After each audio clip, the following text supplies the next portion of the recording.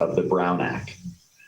This meeting is being webcast on Comcast TV channel 15 and live streamed on the city's YouTube channel at https://www.youtube.com/user/City of Hayward and on the city website at https://hayward.legistar.com/calendar.aspx.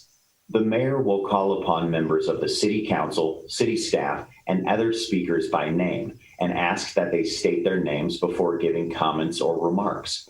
Individuals participating via Zoom with their cameras enabled are reminded that their activities are visible to viewers. City council members and members of the public participating by Zoom wishing to speak should use the raise hand feature, and the mayor will call upon them at the appropriate time.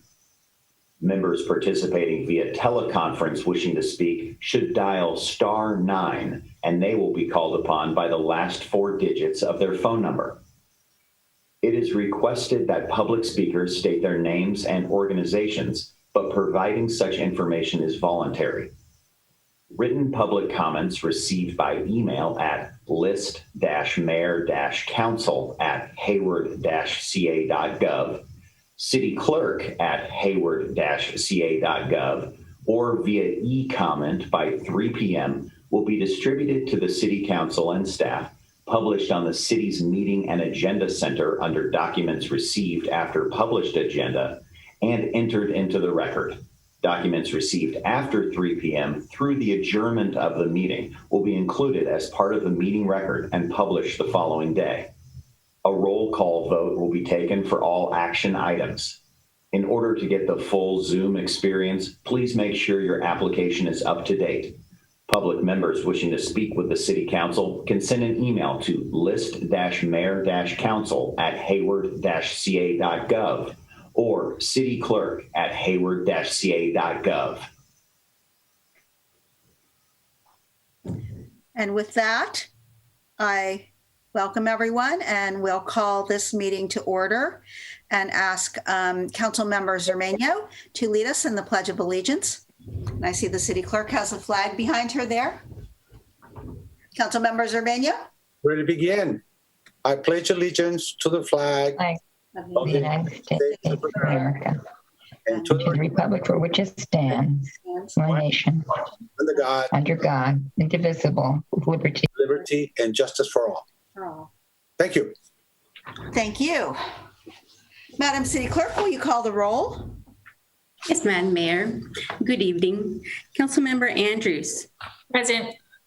Councilmember Lamnin. Absent. Councilmember Marquez. Present. Councilmember Salinas. Present. Councilmember Wahab. Here. Councilmember Zermano. Present. Mayor Halliday. Here. Thank you. 6 members of the council present and 1 absent. Thank you. Thank you. That brings us to the closed session announcement. Mr. Lawson, our city attorney, will give that. Mayor and Council, the City Council convened in closed session at 6 p.m. pursuant to the posted agenda with Councilmember Lamnin absent.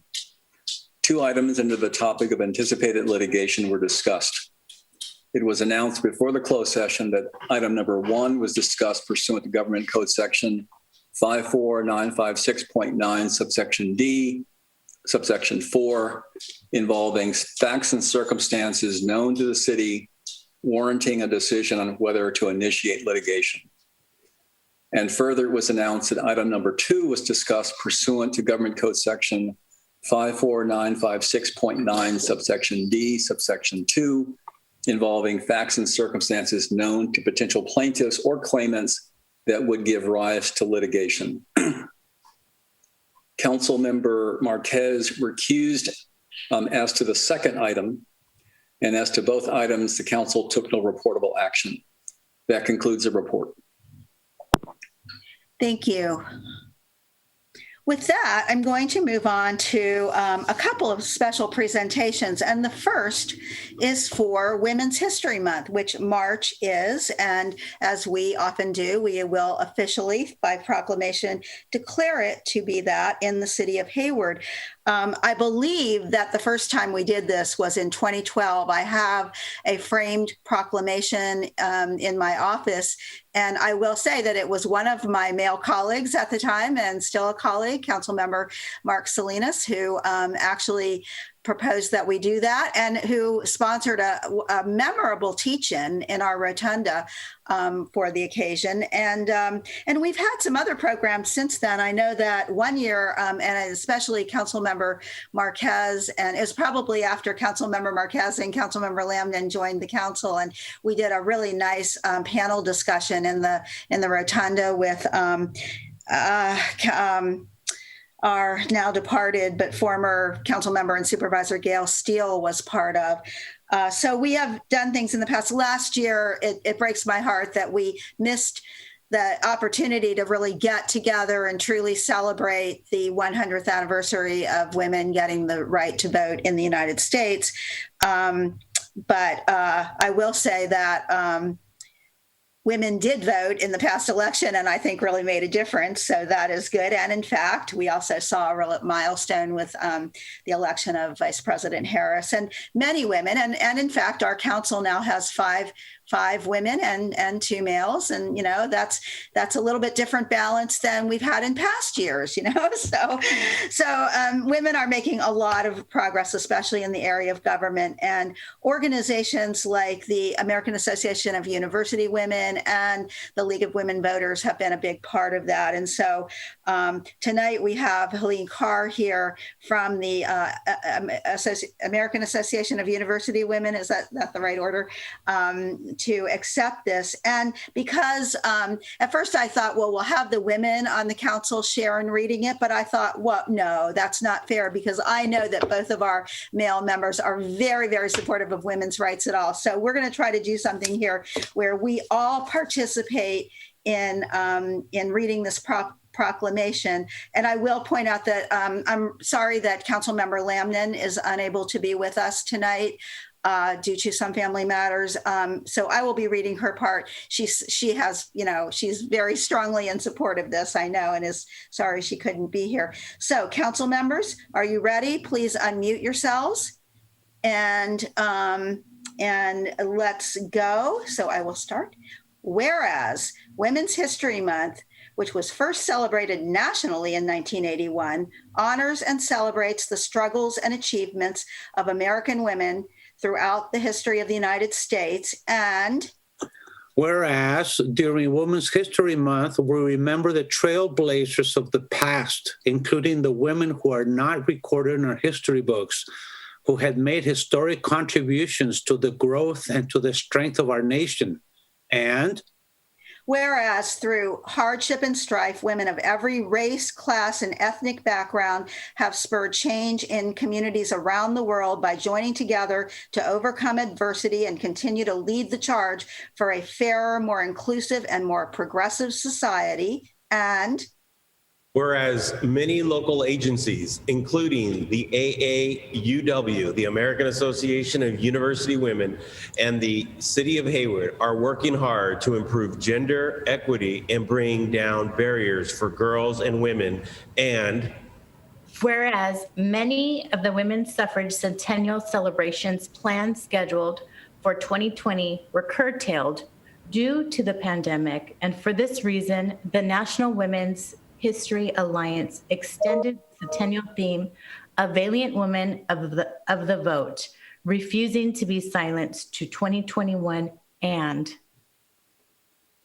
whereas the inauguration of Vice President Kamala Harris on January 20th, 2021 made her the first woman in our nation's history to occupy one of the 2 top offices in our federal government, an event celebrated by and inspiring women and girls throughout the United States and the world. And Whereas, in celebration of Women's History Month, there will be virtual events at Hayward Public Library for all ages, honoring both well-known women and women who inspire and influence others through grassroots action and work in their own circles. Now, therefore, I, Barbara Halliday, Mayor of the City of Hayward, and on behalf of the Hayward City Council, do hereby proclaim March 2021 as Women's History Month in the City of Hayward and urge its recognition, participation, and support by all residents. Thank you all. And so, Helene Carr, we will be sending you the real proclamation. This one is just a paper copy here that we were reading from. Would you like to say a few words? We really appreciate this because the verbiage of the proclamation really enhances and underlines what our mission is, the mission of AAUW, because our branch began in 1941. So we're really celebrating quite an anniversary this year. And a little known fact is that the Hayward Castro Valley branch was one of the motivating factors to get Cal State Hayward built.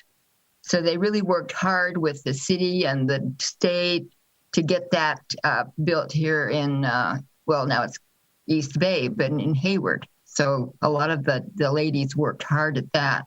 So we're really appreciative, and the city council has always worked with us on all of the issues that help gender equity and education for women and girls. And we really extended that to men now. We have a number of men in our membership corps. So it's quite an honor. And I think at one of our live meetings, because everything now, of course, has been on Zoom or webinars.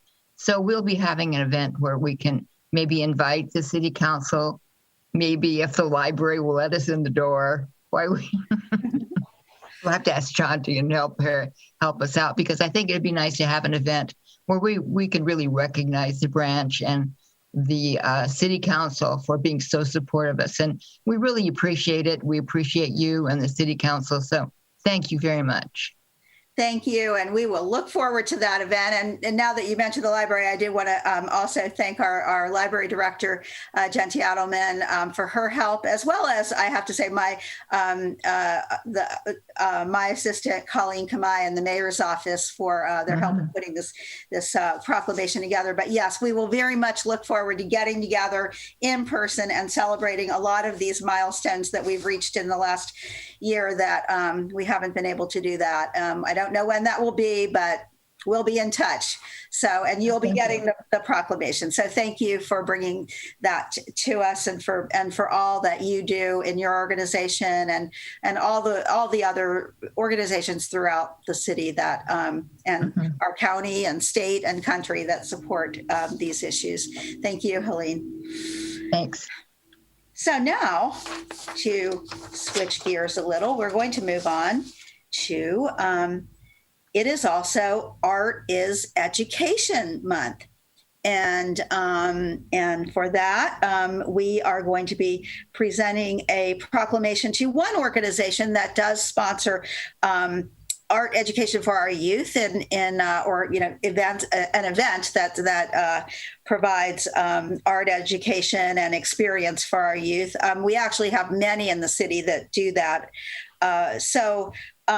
But in this case, the organization is the East Bay Youth Orchestra, and we have Carol Morgan here with that organization to represent them. And so we're going to start here on this one. Instead of reading the proclamation right away, we're going to start with a very entertaining performance by this youth orchestra. I am told that they, you're going to see their faces playing their instruments in the little boxes, like when we meet. They actually did this. Each one of them performed their part in this piece, and using something called a click track that then was allowed them to sync up. So, and there are a number of Hayward youth in this orchestra, and so let's watch them. This is a lovely piece by the Russian composer Alexander Bordin.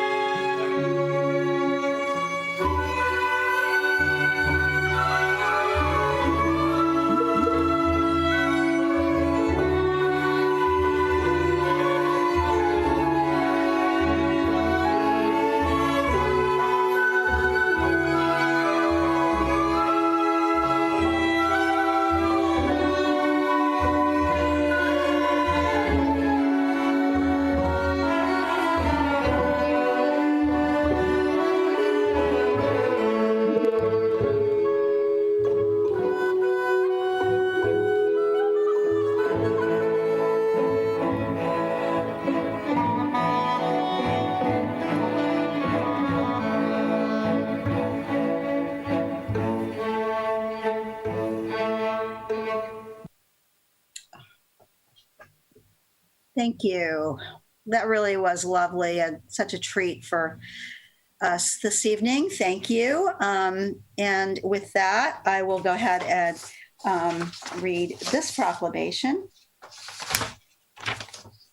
Whereas in this challenging year, the arts and creativity continue to play an important role in helping us navigate through the COVID-19 pandemic, amplifying the need for racial equity across the country, and creating an opportunity to come together in unified celebration of the power of the arts to change our lives for the better.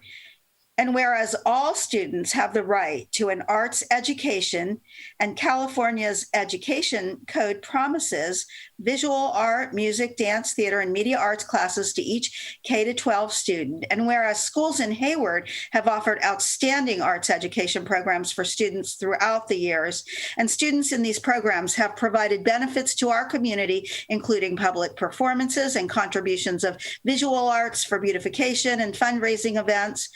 And whereas Create Alameda County and Create California work to ensure all students can reach their full potential by advancing an educational model that prioritizes creativity and the arts, and every student needs a full and relevant arts education, and in a state with one of the world's largest creative economies, the arts are essential. And whereas arts education helps nurture healthy, inclusive communities where all points of view are respected, and arts education experiences help students understand their own cultural roots and appreciate others' cultural roots and traditions.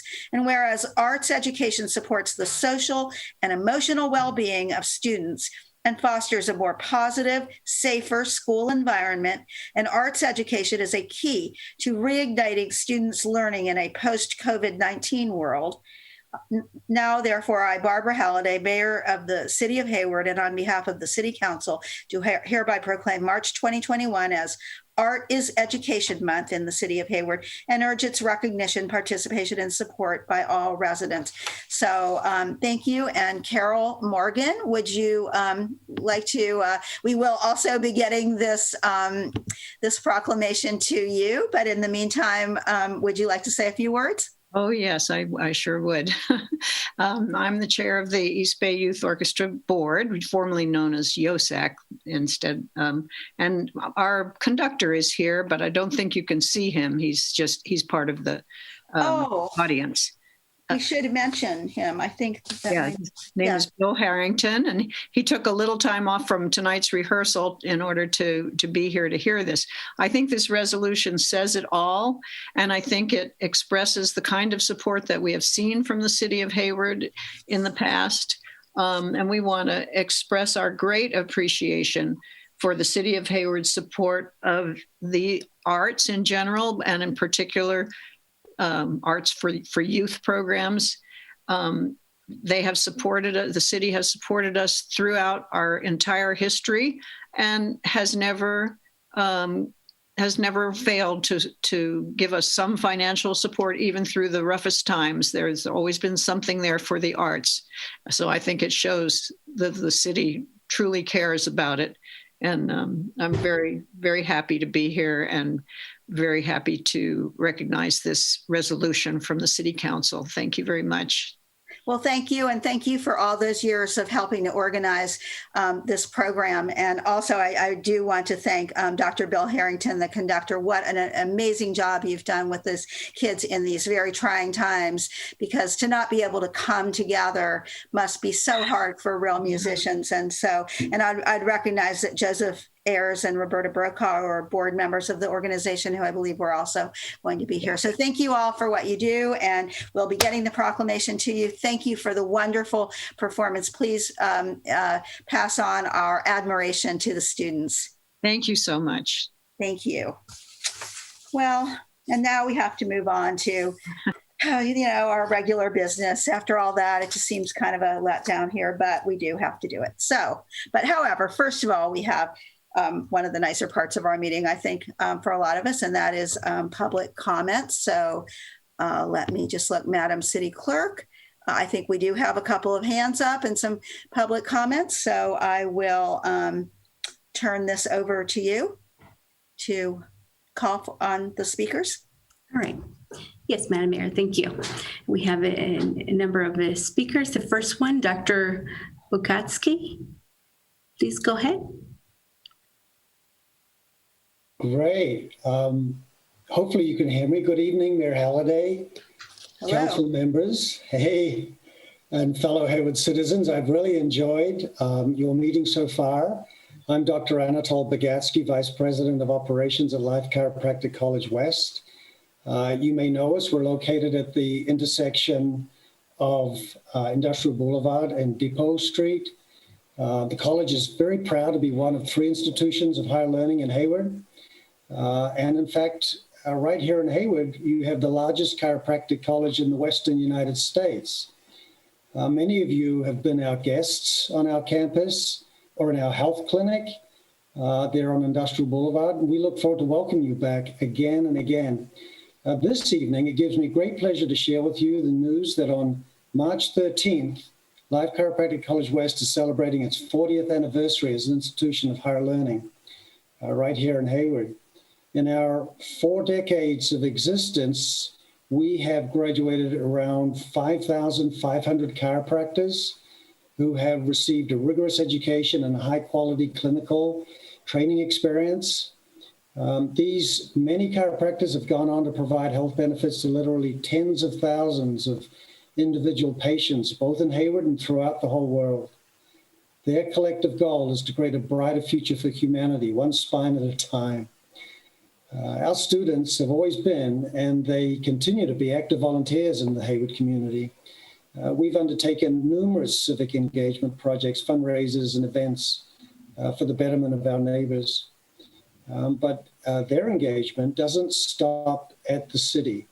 Many of our students have volunteered to participate in service trips in India. We do them twice a year. In Tonga, we do those 3 times a year. Of course, pre-COVID, and we're looking to post-COVID when we'll be going back again.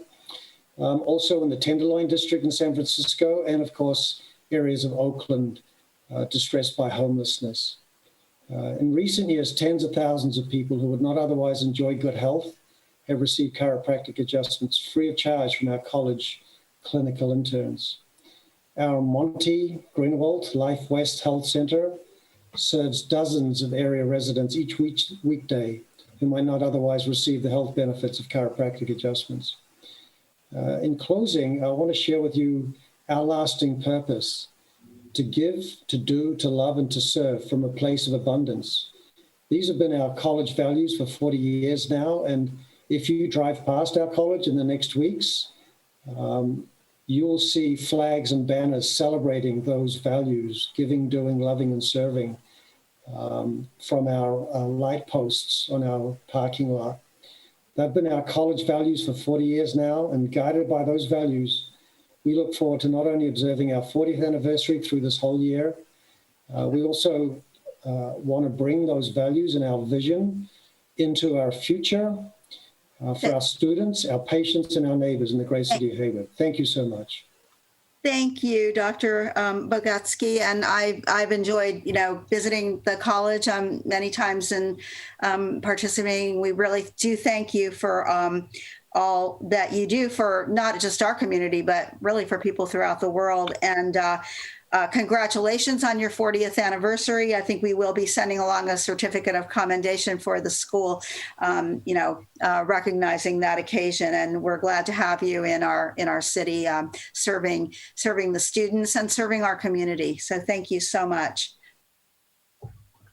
Now, go ahead, Madam City Clerk, our next speaker. Yes, Madam Mayor. And the next speaker, phone number, the last three digits are 160. Please go ahead.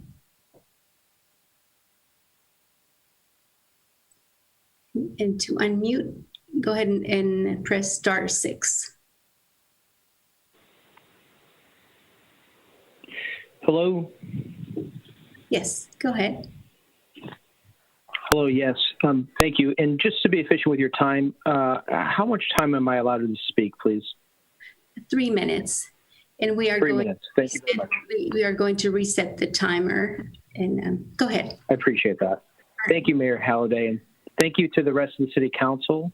My name is Anthony, and I'm the founder of a company called Green Key. And I'm here to discuss tonight police body camera analytics pilot that Hayward has been selected for. You may not be aware, but less than 0.1% of your body camera videos are ever reviewed. There's simply too much data. It's impossible for humans to review. Police departments don't know which videos to keep or delete. Videos are not automatically classified or tagged. These files accumulate and they create a huge cost burden for the city of Hayward. You're spending about $200,000 a year in retaining your body camera data. Files requested via FOIA. They require large resources to find and redact these. Insights that it can improve policing are not discovered. Mayors and city council members are not given visibility into performance metrics. The general public sentiment of police legitimacy is unknown, and the level of respectfulness and de-escalation of the police department in Hayward is unknown. Green Key automatically analyzes this audio and generates insights to improve policing. For example, we create respectfulness and de-escalation reports. We believe police performance metrics improve the lives of both police officers and citizens. There's a new bill making its way through the legislative process in California that, if passed, would require body camera data to actually be analyzed. We believe body camera analytics is the future, and so rather than wait for the law to mandate the usage, we're here to encourage you to embrace this technology now.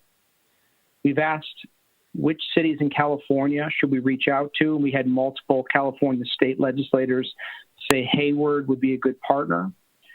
So we've selected you for a free trial of body camera analytics with Green Key and Amazon. This is a 90-day trial. We'll process up to 2 years of your police officer data. It's about $50,000 of cost savings. And again, there's no cost, there's no obligation for you to participate in this trial. The police department can willingly participate, or we can FOIA request the public data. We think everyone should know what percentage of police interactions in Hayward are positive. What's the precise level of respectfulness within the Hayward Police Department? Green Key and Amazon can help you understand these insights, and we hope you accept this offer. Thank you for your time. Thank you. I'm not sure if any staff was aware of this or had we heard of this before. So I guess someone from our staff will be following up with you on that. Thank you. Madam City Clerk, go ahead. Yes, Madam Mayor. The next speaker, the last three digits is See, it's 987. Please go ahead.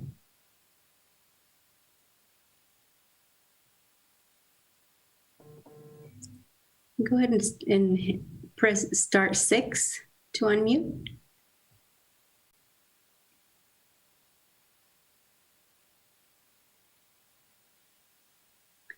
Okay, are you there?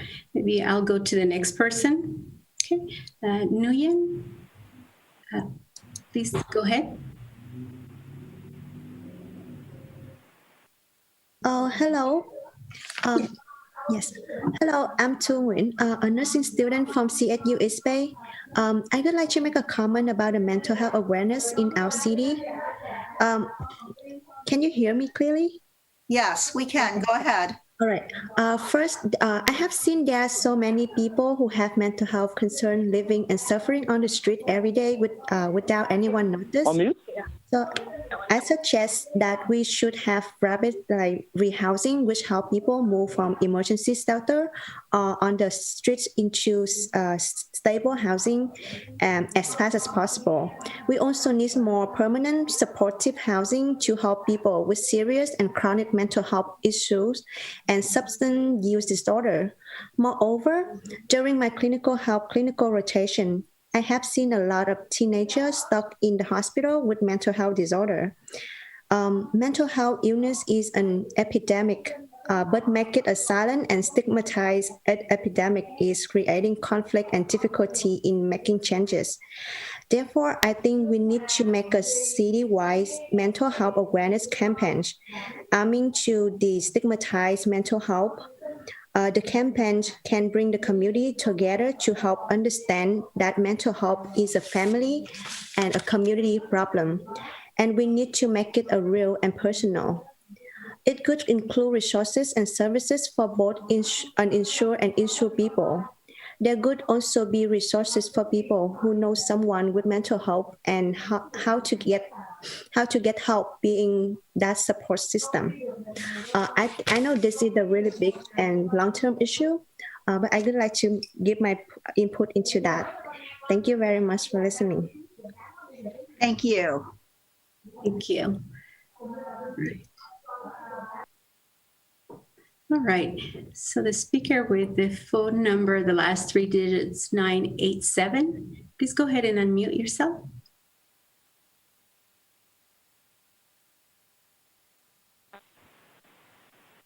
Hello? Yes. Yeah, my name is Linda.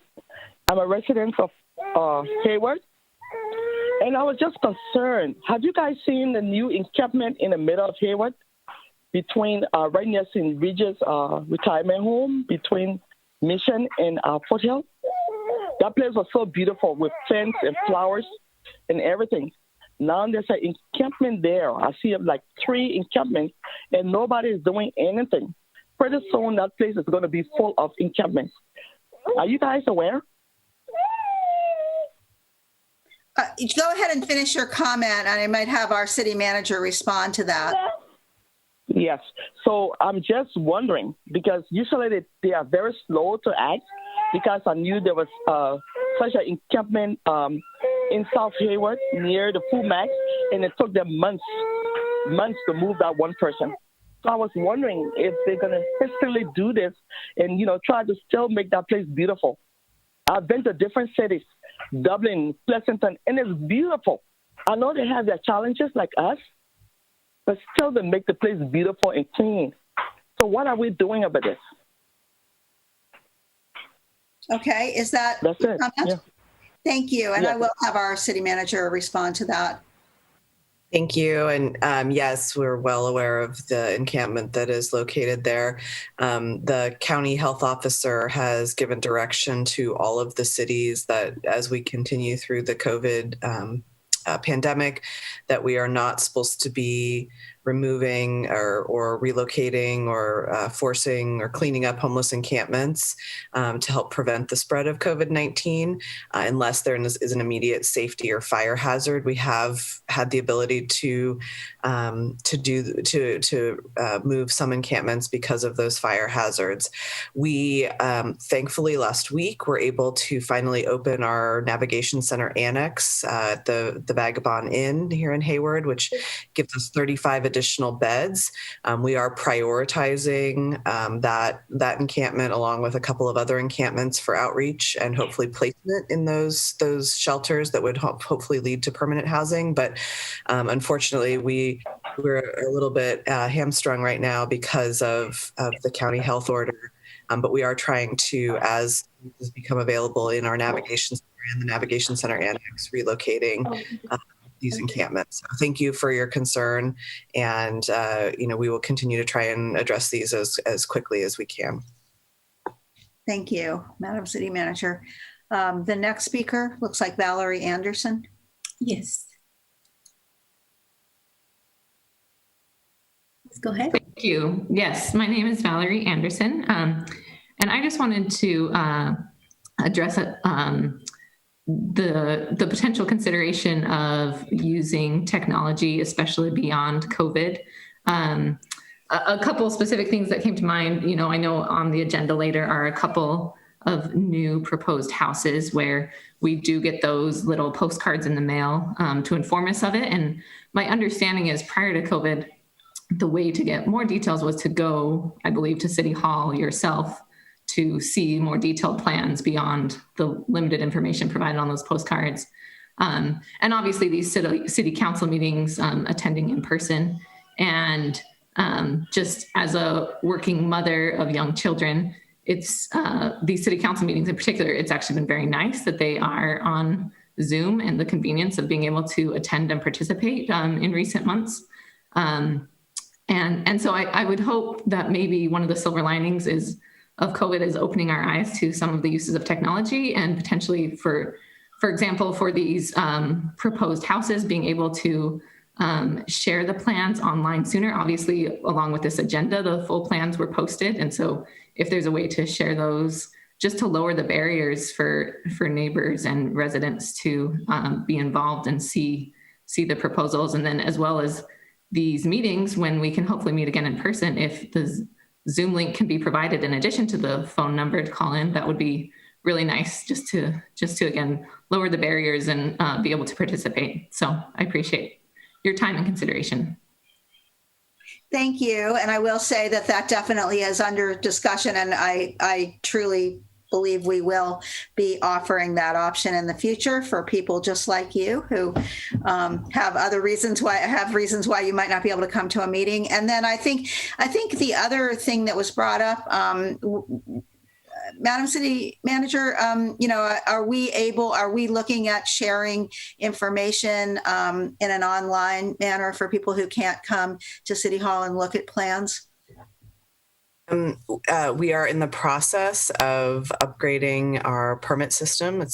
We're implementing a new software program called InterGov, and so we've had to sort of piecemeal things so that people could do plan check in the virtual environment and submit plans, but there is still review of paper plans. But once we have fully implemented InterGov, I think by hopefully this summer, that will allow people to fully view things online and give us much more online access to development applications. And so I think there's a lot of opportunity and potential for improvement. But we can provide, if people request it, we can provide additional information electronically on applications and the like.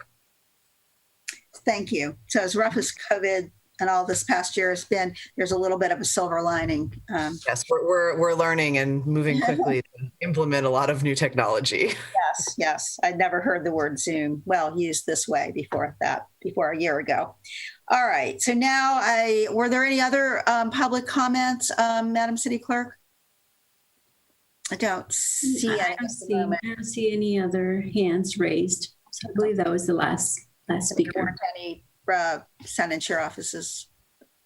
No, I'm not aware of anyone else. Although, so the speaker with the last three digits, 987, I believe she's raising her hand again. I will welcome her to call my office tomorrow. And then I'll make sure to provide any information. The phone number for the city clerk's office, area code 510-583-4400. If you could kindly give us a call tomorrow morning and we can connect. Thank you. All right. And with that, I'll close public comments and we can move on to our action items. First, we have our consent calendar, items 1 through 3. Councilmember Wahab. Thank you, Mayor. I would like for item number 1, I just want to highlight my concerns with the strategic roadmap.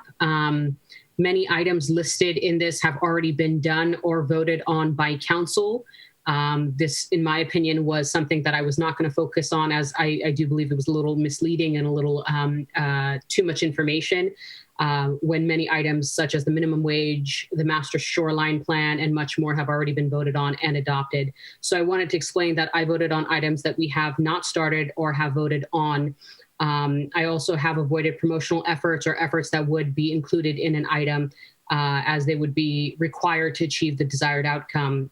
So I'd also like to highlight that when a number was selected by myself, I'm selecting the full array of what is listed and not limited to the choice of selecting a subsection of A, B, or C. So I just wanted to clarify that, and I'll move all 3 items, 1 through 3. All right. Is there a second? Mayor, I'll second, but I just have one modification if the maker of the motion would be amenable. On item number 1, I want to thank staff. This was a lot of work in regard to the strategic roadmap and the ranking system. And under every category, they did an excellent job in putting our initials at the top. So it's really easy to follow the columns. But then when you move on to the second page, our initials are no longer on top. So I'm just asking if we just carry our initials consistently on every page of the document. So it's just really easy to follow along. That was the only. That's a super easy fix. Yeah, it's something simple. That's it. Definitely, we could. And I would like to comment to that. Okay, so the motion's been made by Councilmember Wahab for items 1 through 3 and seconded by Councilmember Marquez. That was just a suggestion to staff. That's not really a part has to be part of the motion or, but I would say that actually, I think that Councilmember Wahab also had a point there because when I looked at this too, I thought, I know what you mean. And it's like, I'm looking at some things and how there were some disparities in who voted for what, but that's because I think we were a little confused about what exactly, why vote for a project that's already been completed. And so I was going to ask you anyway, Madam City Manager, if you could let us know what the next steps on this whole thing are. So. We're actually going to bring back a complete summary in late March, and the council will have an opportunity. This is simply the capture for the minutes. There'll be a full work session with the council where you can sort of give feedback and make any modifications or changes, and that'll be coming in late March. So seeing those charts was a little jarring since I think probably a lot of us. I know I had similar thoughts to Councilmember Wahab on this one that. It just was like, well, they voted for that, but that's already been done or is mostly done. And it's so as long as people understand that, and we made that clear here at the meeting, I don't think that I don't think those totals mean a whole lot because of that. But I think the meat, I agree with Councilmember Marquez that it was a very good session where we expressed, we really tried to get together and said, these are the things we really want you to emphasize going forward. So I hope when we have our follow-up session, we can kind of cement that. So with that, unless anyone else has anything, I don't see any hands raised, I'll ask. I just wanted to highlight that. I appreciate that, Mayor. Also, with some of the formatting, if it can be a little bit more clear to Councilmember Marquez's point, as well as my section has an asterisk by my name. Not sure exactly what the asterisk was noting, because there's nothing in the file regarding that. So I just wanted to highlight that as well if there's a discrepancy to correct on that as well. So thank you. Okay, thanks. All right, and with that, I don't see any hands raised, so I will ask our city clerk to call the roll. Yes. Councilmember Andrews. Aye. Councilmember Lamnin. Absent. Councilmember Marquez. Yes. Councilmember Salinas. Yes. Councilmember Wahab. Yes. Councilmember Cermeño. Aye. Mayor Halliday. Yes. Thank you. So that brings us to item number 4, which is a public hearing to adopt a resolution approving a proposed single-family residence and attached accessory dwelling unit on a vacant 2.21 acre hillside lot with an average slope greater than 20%, which is why it's coming to our city council. So I will just turn this over now to, is it Development Services Simpson or Ms. Bowser, or who is going to start? Development Services Director Simpson, and this is one of her last few council meetings before her well-deserved retirement. So we'll make sure to get her as much screen time as possible the next few weeks. I'm glad you're still with us to present this. Go ahead. Thank you. I'm just going to introduce Associate Planner Marcus Martinez, who will be presenting tonight. Thank you, Marcus.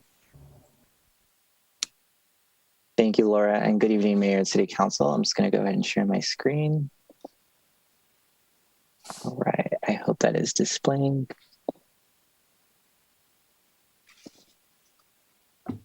Okay. Yes, so good evening, Mayor and City Council. Again, my name is Marcus Martinez. I'm an associate planner here with the City of Hayward. The item before you tonight is a site plan review and grading permit application for a proposed hillside single-family residence and accessory dwelling unit. Before I get into the project details, I wanted to provide a brief overview of the development review process and timeline for this project. In February 2020, a site plan review application was submitted to the Planning Division for this development proposal, and staff subsequently sent out our standard notice of application receipt to all properties within 300 feet of the project site, as well as our Old Highlands Homeowners Association, also known as OHA for short, and the Hayward Area Planning Association. Following that initial public notice, staff received correspondence from the Old Highland Homeowners Association and nearby residents citing concerns on the project's architecture, potential storm drain issues, parking problems, and apprehensions that the project would be a multifamily residential development or a commercial motel. Staff responded to those concerns accordingly.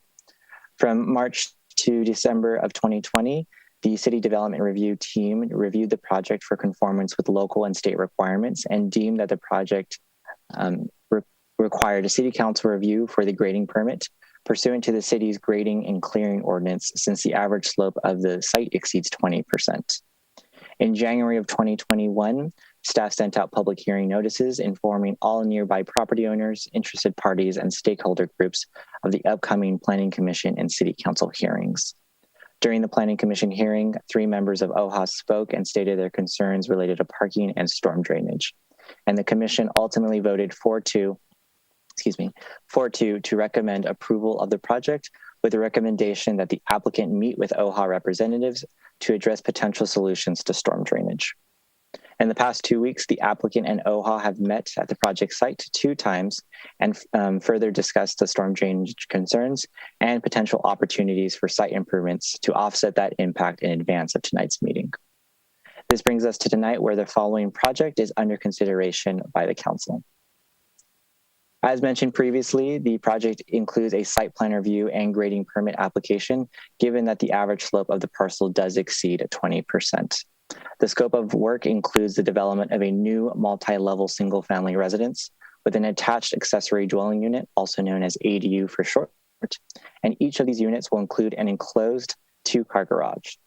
The project also proposes site improvements such as driveways, retaining walls, stormwater control measures, connections to utilities, as well as new drought-tolerant landscaping in compliance with the city's bay-friendly water-efficient landscape ordinance.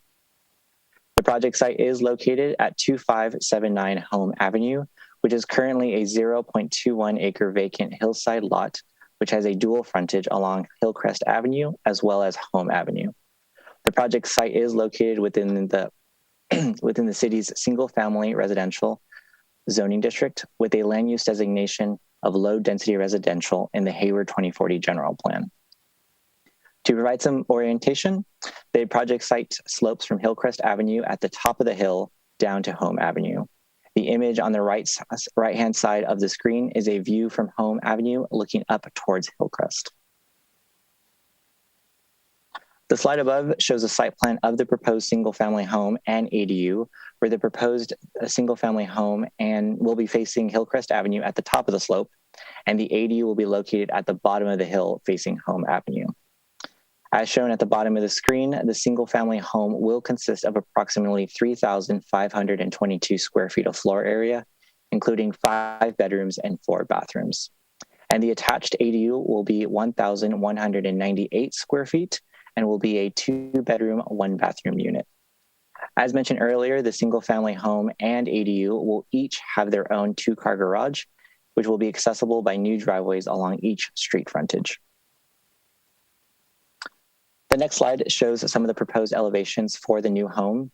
The east elevation on the left side of the screen shows the proposed residence stepping down along the hillside as encouraged by the city's hillside design guidelines, with various offsets and different wall planes to prevent one continuous wall. The south elevation on the right side of the screen shows the view one would have looking at the home from Hillcrest Avenue at street level, which would display as a single-story facade.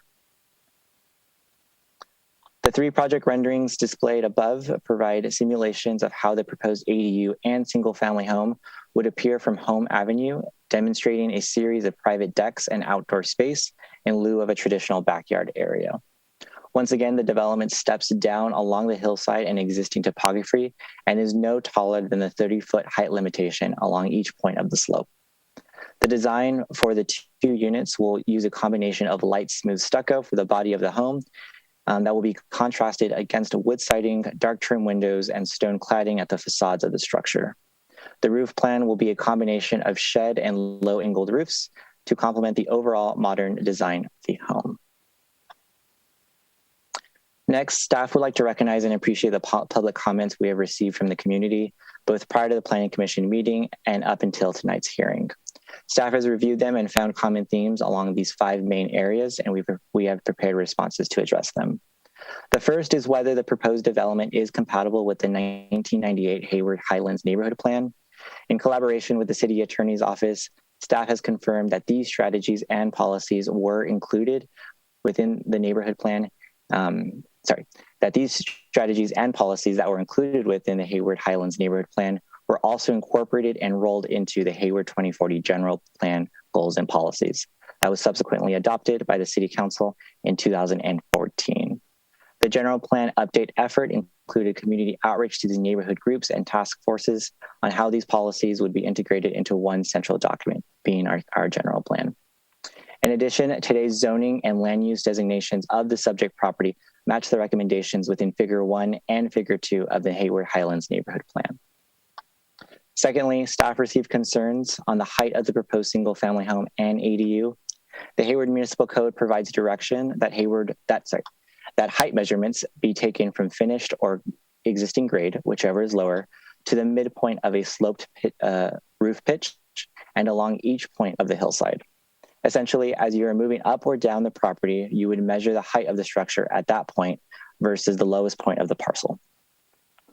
Next, there were concerns that the structure may be a multifamily or motel building.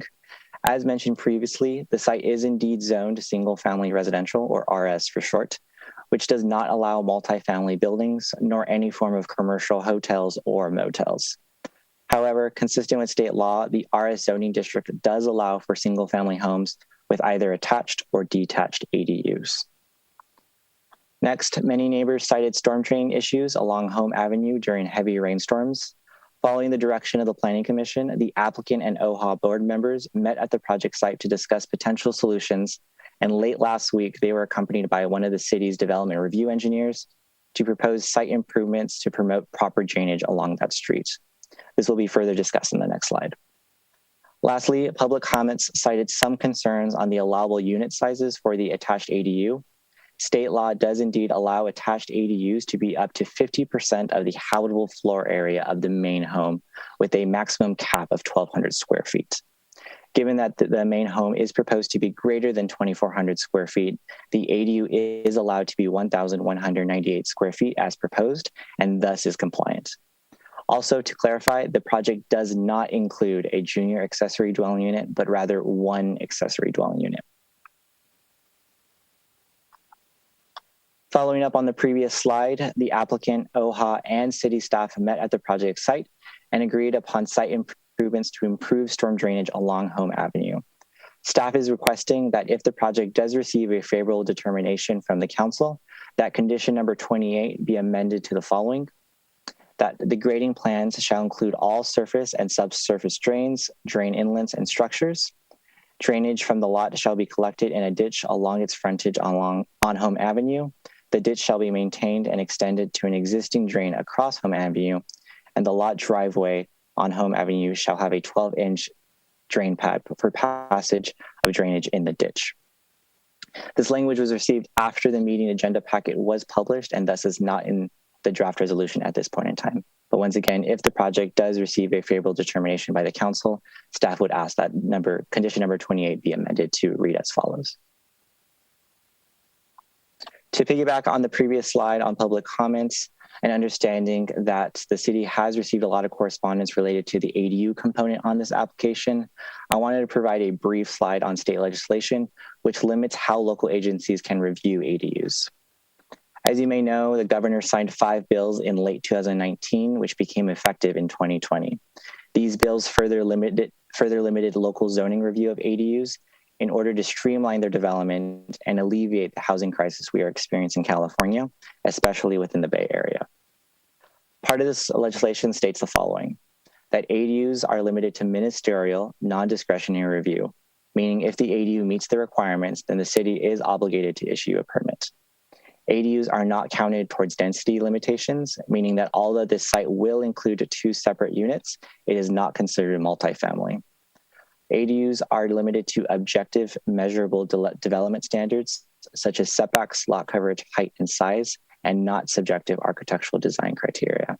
And lastly, ADUs are exempt from meeting parking requirements if the ADU is within a half mile of public transit, which this project site would be.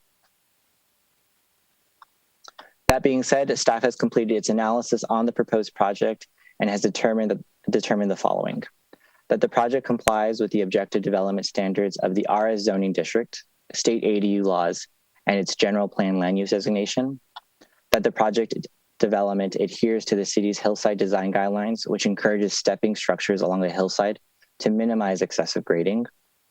The project will result in the creation of a new multi-generational household for the property owner and his extended family through the means of an ADU. And lastly, that staff believes that the project will result in an attractive single-family home with a modern contemporary design, along with new site landscaping, storm drainage infrastructure, which will ultimately benefit the neighborhood overall. In accordance with the California Environmental Quality Act, the project is deemed categorically exempt for Section 15303 of the CEQA guidelines, as the project involves the development of a single-family home. Thus, no additional environmental review is required. With that, staff recommends that the City Council adopt the resolution approving the site plan review and grading permit application based on the required findings and subject to the conditions of approval. Staff is available for this concludes staff's presentation, and staff is available for any questions. I also do have Scott Wiskram, which is our senior civil engineer in the planning division, if there are any questions related to the engineering conditions of approval, and the applicant has also joined the call. Thank you.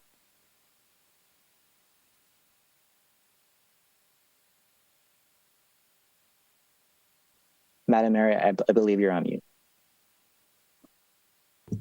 Sorry about that.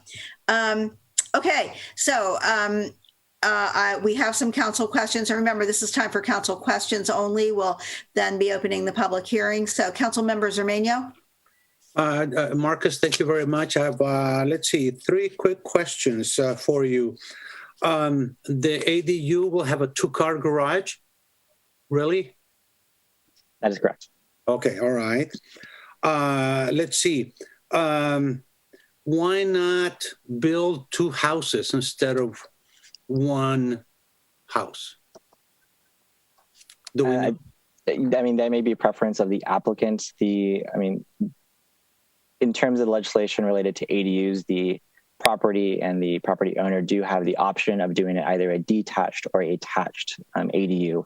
With respect to whether they can do 2 separate single family homes, the lot is not big enough to accommodate 2 because the minimum lot size is 5,000 square feet for each parcel. And this particular site is somewhere in the high 8,000s. Okay. Okay, thank you. Did you receive any positive emails for the project besides the owners?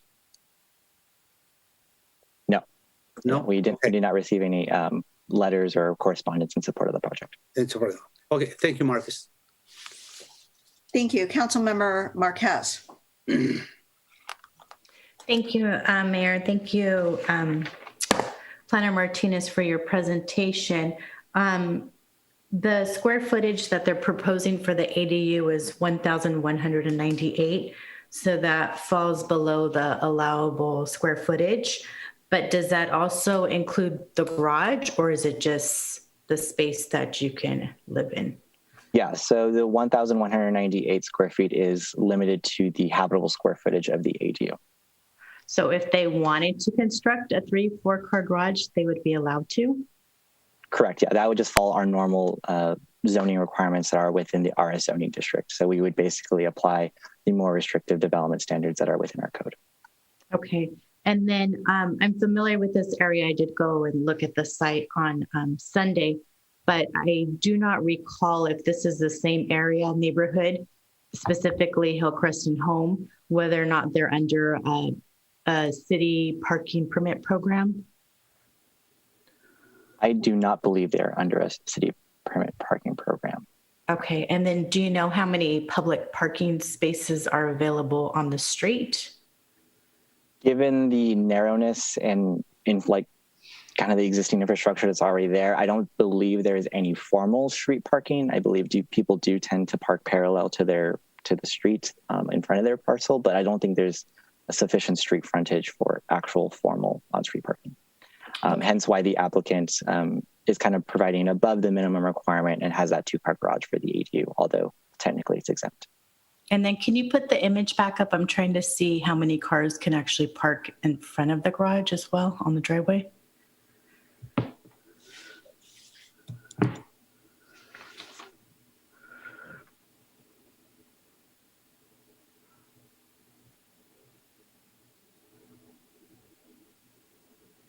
Could there be 4 on the Hillcrest side on the driveway? And yeah, it's in the packet. That's where the picture is with the cars in front of it. Yeah. Is it up to 4? Sorry, are we referring to the driveway or along? Yeah, the driveway. Yeah, so I think comfortably that you would be at a minimum probably be able to fit 2 cars on the driveway on each driveway. So approximately you probably have 8 vehicles, assuming that the garages are used to their maximum capacity. Okay, and then do you know if the CCNRs have any rules there in OHA whether or not the garages have to be used for car storage? Do you know if that exists? I am not familiar with that. Okay. And then when you said OHA members met with the applicant, is it board members or who was actually involved in that meeting? Yes, I believe the chair/president and the vice chair met with Mr. Switzer, the applicant. And there was city staff there as well? Correct. So the applicant, sorry, can I stop sharing my screen? Yes. Okay. Yes, the applicants met with the vice chair and chair possibly 2 weeks ago, and then just last week they were accompanied by one of our city's development review engineers to work on potential mitigations for storm drainage. Okay, thank you. Thank you. Councilmember Wahab. Definitely. I appreciate the work and this particular presentation. Just a couple quick questions. One, right now this lot is vacant, correct? That is correct. Okay. And I spoke to our city manager, and I just want to just make sure the complaints or the concerns that many of the residents neighboring this particular lot that were emailed to us, called and left voice messages and so forth. Did you mitigate, or was the owner, should I say, mitigate or willing to mitigate any of these, besides the fact that, staff responds and says that it's within purview or something like that? Was there any type of flexibility from the owner? Yeah, I believe one of the main concerns that we heard out of the Planning Commission meeting and the deliberation that the Planning Commission had, along with the members of the public that did attend, was primarily on the storm drainage issue. So I think that to some degree, the applicant has been quite open to alleviating that issue, not only for his property, but for his neighbors as well. Okay. And besides him being open to it, do we have any concrete changes in the plans to actually do it? Yes. So earlier in my presentation, I referred to the condition number 28. So that modification would basically be the follow-up and the implementation of the agreement that they came upon late last week. Okay. And how was the feeling? I know a couple of people emailed in regards to the height of the proposed, home and ADU. And granted, I personally think that the idea of a roof deck is awesome. It's something I've talked about many, many times. What was the response from the owner? You mentioned a roof deck. This house doesn't have the roof deck. It's the other house, isn't it? Yeah. Actually, it has a series of decks. Yeah. What was the response in regards to the height? So I don't know the response or the dialogue that has been between the applicant and OHA board members, but from a city staff perspective and reviewing in compliance with our local height limitations, it does comply. So if there was any private dialogue between the applicant and the OHA board members, I wouldn't be aware of it. Okay. Yeah. Well, I do appreciate it. That's all my questions for now, at least. Okay. I don't see any other hand raised. I was going to just bring up, I think you did, one of the letters brought up a 1979 agreement regarding maintaining the single family character and consistency with established neighborhood. Had you had a chance to look at that, or is that still applicable? And yes. So earlier in my presentation, when I had mentioned that so in 1998, there was the Hayward Highlands neighborhood plan that was adopted by City Council via resolution. When the city moved forward with updating its general plan back in 2012 and then ultimately adopted in 2014, we incorporated a lot of those strategies and policies within that neighborhood plan into our current general plan so we can have one consolidated document. So at this point in time, the project itself is consistent with our current general plan, which is thus consistent with the neighborhood. Okay, but they went back to a 1979 agreement. I don't know that we even have that. I would imagine that the 1979 agreement, some of that may have been incorporated in the neighborhood plan in the 90s. But I mean, are you aware of an agreement or anyone in the city of a 1979 agreement with the neighborhood? I personally am not familiar with the 1979 agreement, but they might have been referring to the 1998 Hayward Highlands plan. If there's any other agreement, I'm unfortunately not aware of. I think the city attorney's office also reviewed that, and we're happy to have further conversation about that. But I know there was someone will bring it up in the And then my other question was. There on page 9 of attachment 2, which is the conditions part of the thing, it talks about storing building equipment on Rainbow Court. Is that, that seems a little odd because Rainbow Court is not right next to this particular site, and Rainbow Court is the site of the next project on our agenda this evening. So would that? Yes. Apologies, Madam Mayor. That might have been an erroneous error, so I apologize. Where would they be storing their equipment during the building? Likely on site or adjacent to the front edge of the property. Okay. Yeah, so I apologize. Right. That would be strike. Okay, and then I see Councilmember Salinas has his hand up now.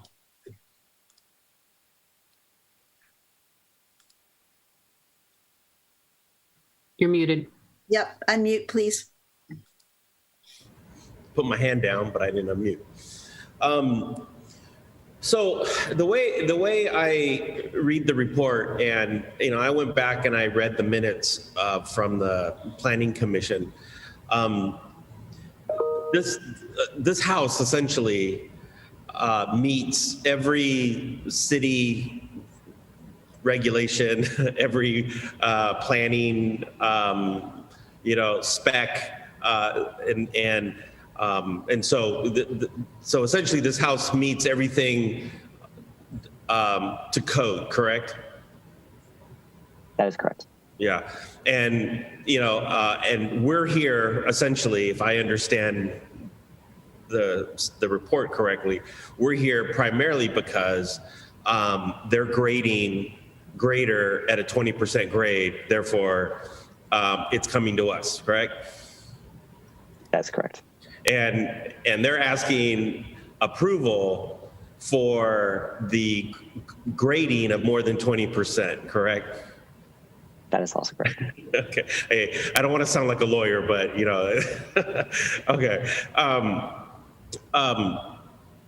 And so, and if I understand it, if I understand the staff report and your presentation, and it was good, it was very clear, and just a little caveat. Thanks for the infographics. That was, I think you really, it was good. I followed it quite well. And so all of the issues that the neighborhood is raising, I mean, and I think you outlined them quite correctly and quite accurately.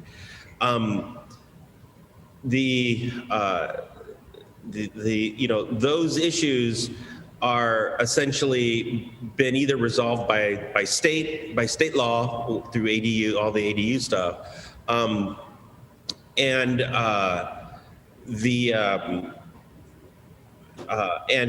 most of the issues that the neighbors are raising essentially are enveloped, according to us, in the general plan 2040, or they've been resolved. A lot of the inconsistencies between the OHA neighborhood plan and the city, our case is essentially they've been resolved in the general plan, correct?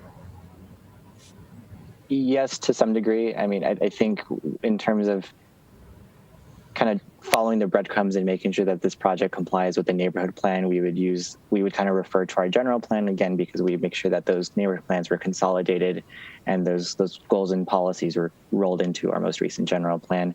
I think some of the concerns from the neighborhood also come from more of this subjective of, like, is this appropriate architecture for this site, which is a little bit more outside of our objective, like, does it meet the setback requirements, does it meet the height requirements? So and also, and if I can maybe ask this to the city manager or even to the attorneys, perhaps, there was a time, and I recall, and this is going back some time where, when we were revising the general plan and revising it. A lot of different neighborhoods had a lot of different plans, right? And what we tried to do with this general plan, the 2040 plan, was to essentially take all of the best of the neighborhood plan and all of the wonderful things in the new plan and sort of bring them together with some openings for the future that we can tweak if we need to, and without losing those neighborhood characteristics. Correct? I mean, that's accurate. And I think, in talking with staff about this, the neighborhood plans that the council had adopted weren't formal planning documents. Normally that would either be like a specific plan, the Mission Boulevard, form-based code, the general plan. And so, while they were an attempt to capture the desires of the neighborhood for certain characteristics and features, most of those elements were captured in the general plan, in the zoning and general plan sort of requirements or guidelines. And talking with some of the neighborhood leaders, what I understand is their concern is that some of the, I apologize. Bless you. Thank you. Sorry. Some of the nuances of the neighborhood plans got lost in translation to the overall general plan document. So, for example, OHA very concerned about having a rural character, rolled curbs, no sidewalks. So some of those sort of more specific design features didn't all get encompassed into the general plan. So I think, and I think there's some concern about what level of outreach was done to specific neighborhood associations when we did the 2014 update. So we can talk more about that as the item goes on, but that was the intent, was that the sort of best elements of the neighborhood plans were rolled into the general plan update. So there'd be one document that staff could refer to. Thank you. And my last question, because I'm still trying to keep to my promise to 7 minutes or less, Madam Mayor. And so my last question is, and more so, this is to set up Mr. Switzer if he decides to have a public comment. This particular project is quite interesting because I have not received one positive email, phone call. It's like all his neighbors, potential neighbors, absolutely have a problem with this house. And so I guess my question to Mr. Switzer is, moving forward, this point forward, how flexible are you to really, make enhancements and tweak the project so that you move in, so that you can build your home, move into a home with neighbors that are friendly. And I think that is something that I'm going to be listening for and be watching for. So thank you. If Mr. Switzer chooses to put his hand up and comment, I do see that. I think he is present. And so, okay, with that, Councilmember Andrews. Thanks, Mayor. Thank you, Associate Planner Martinez, for your presentation. And I just had one question. I know back when I was on Planning Commission, there was a presentation about reviewing projects and having the view of keeping neighborhood character, and the state stated that wasn't a opportunity for us to review projects with that lens, and just wanted to confirm that. I know you mentioned it in the presentation, but just wanted to highlight just a little bit more on why we can't do it and the reasons why. Is that possible? Yes, Councilmember Andrews, and that's a great question. And I'm actually going to go ahead and tag teaming that question with our Assistant Attorney Brick. Yeah, that's an excellent question, and you remembered correctly from your days on the Planning Commission.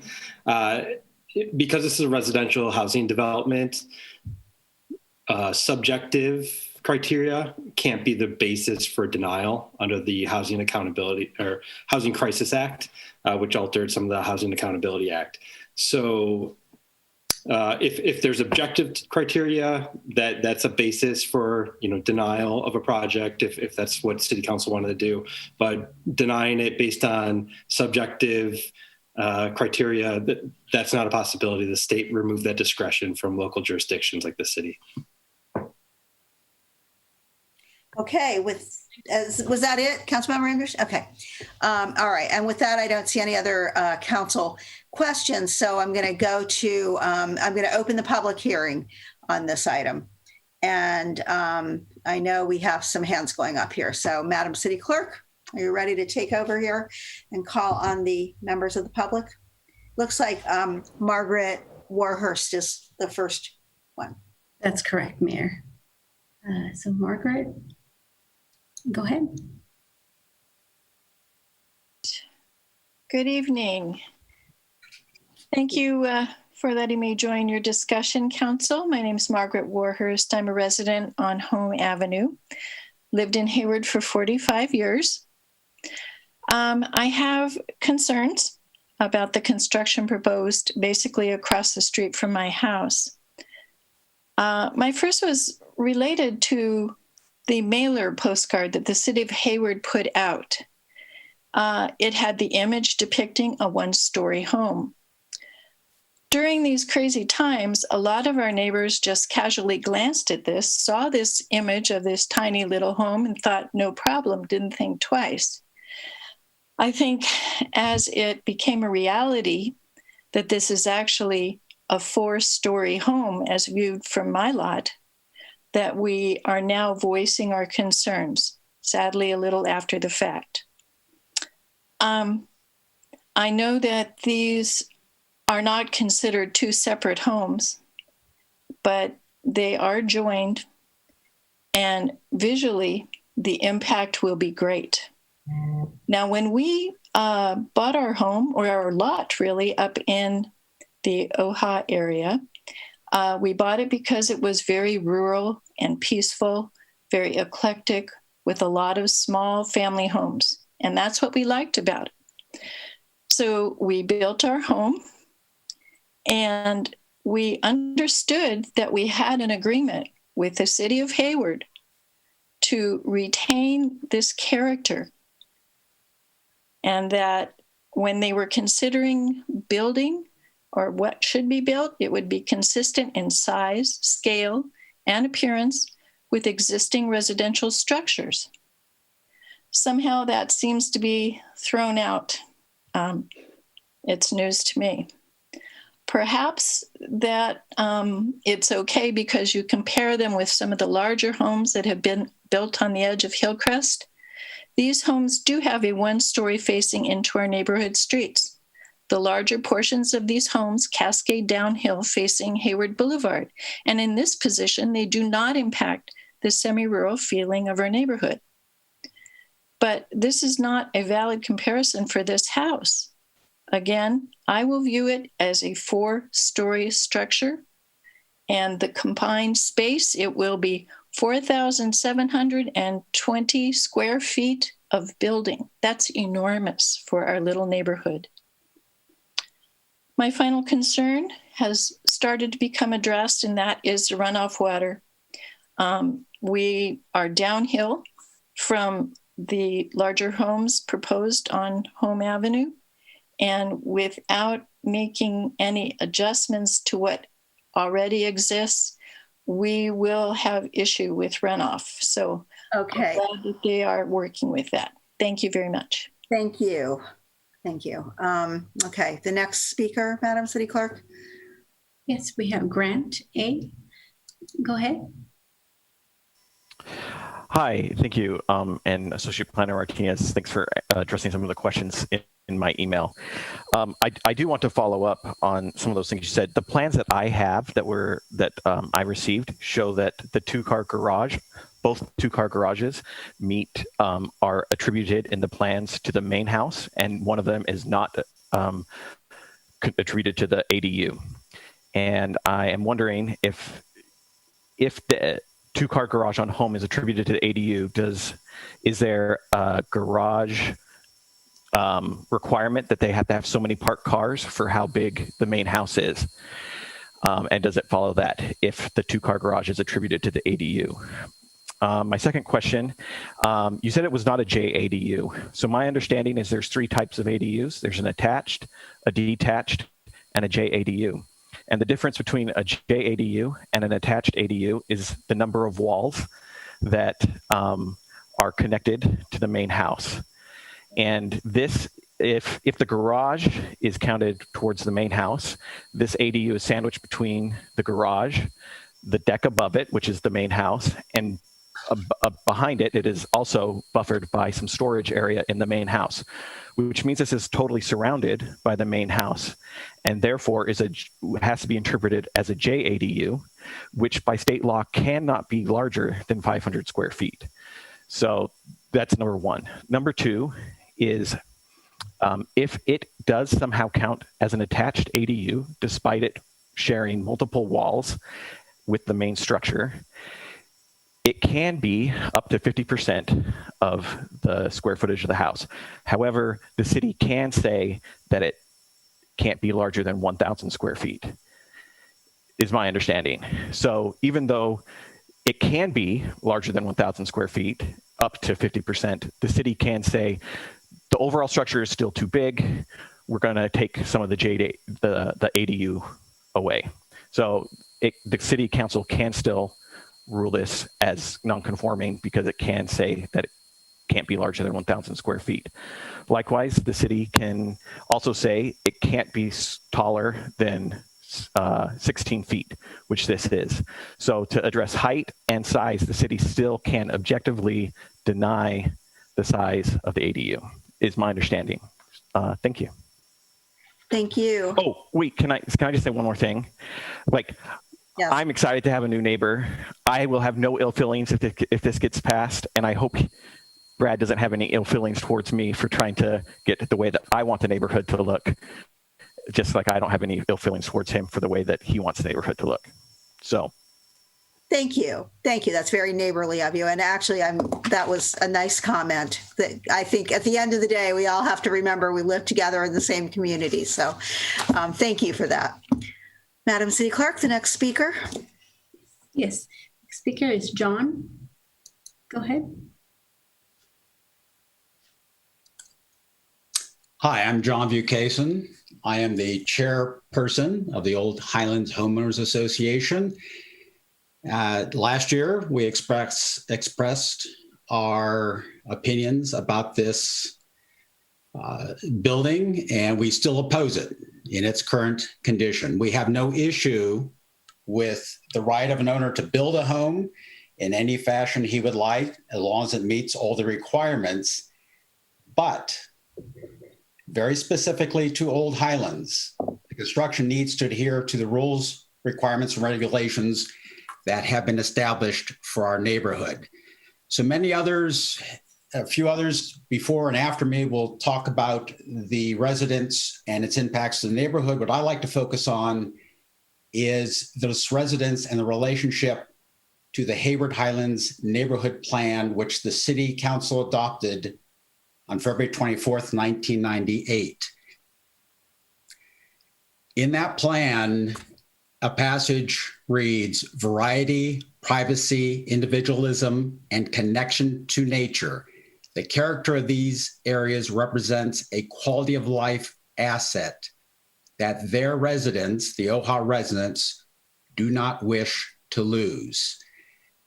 More specifically, the plan states, allow only new development and other improvements which respect the existing semi-rural character, especially in the Old Highlands neighborhood.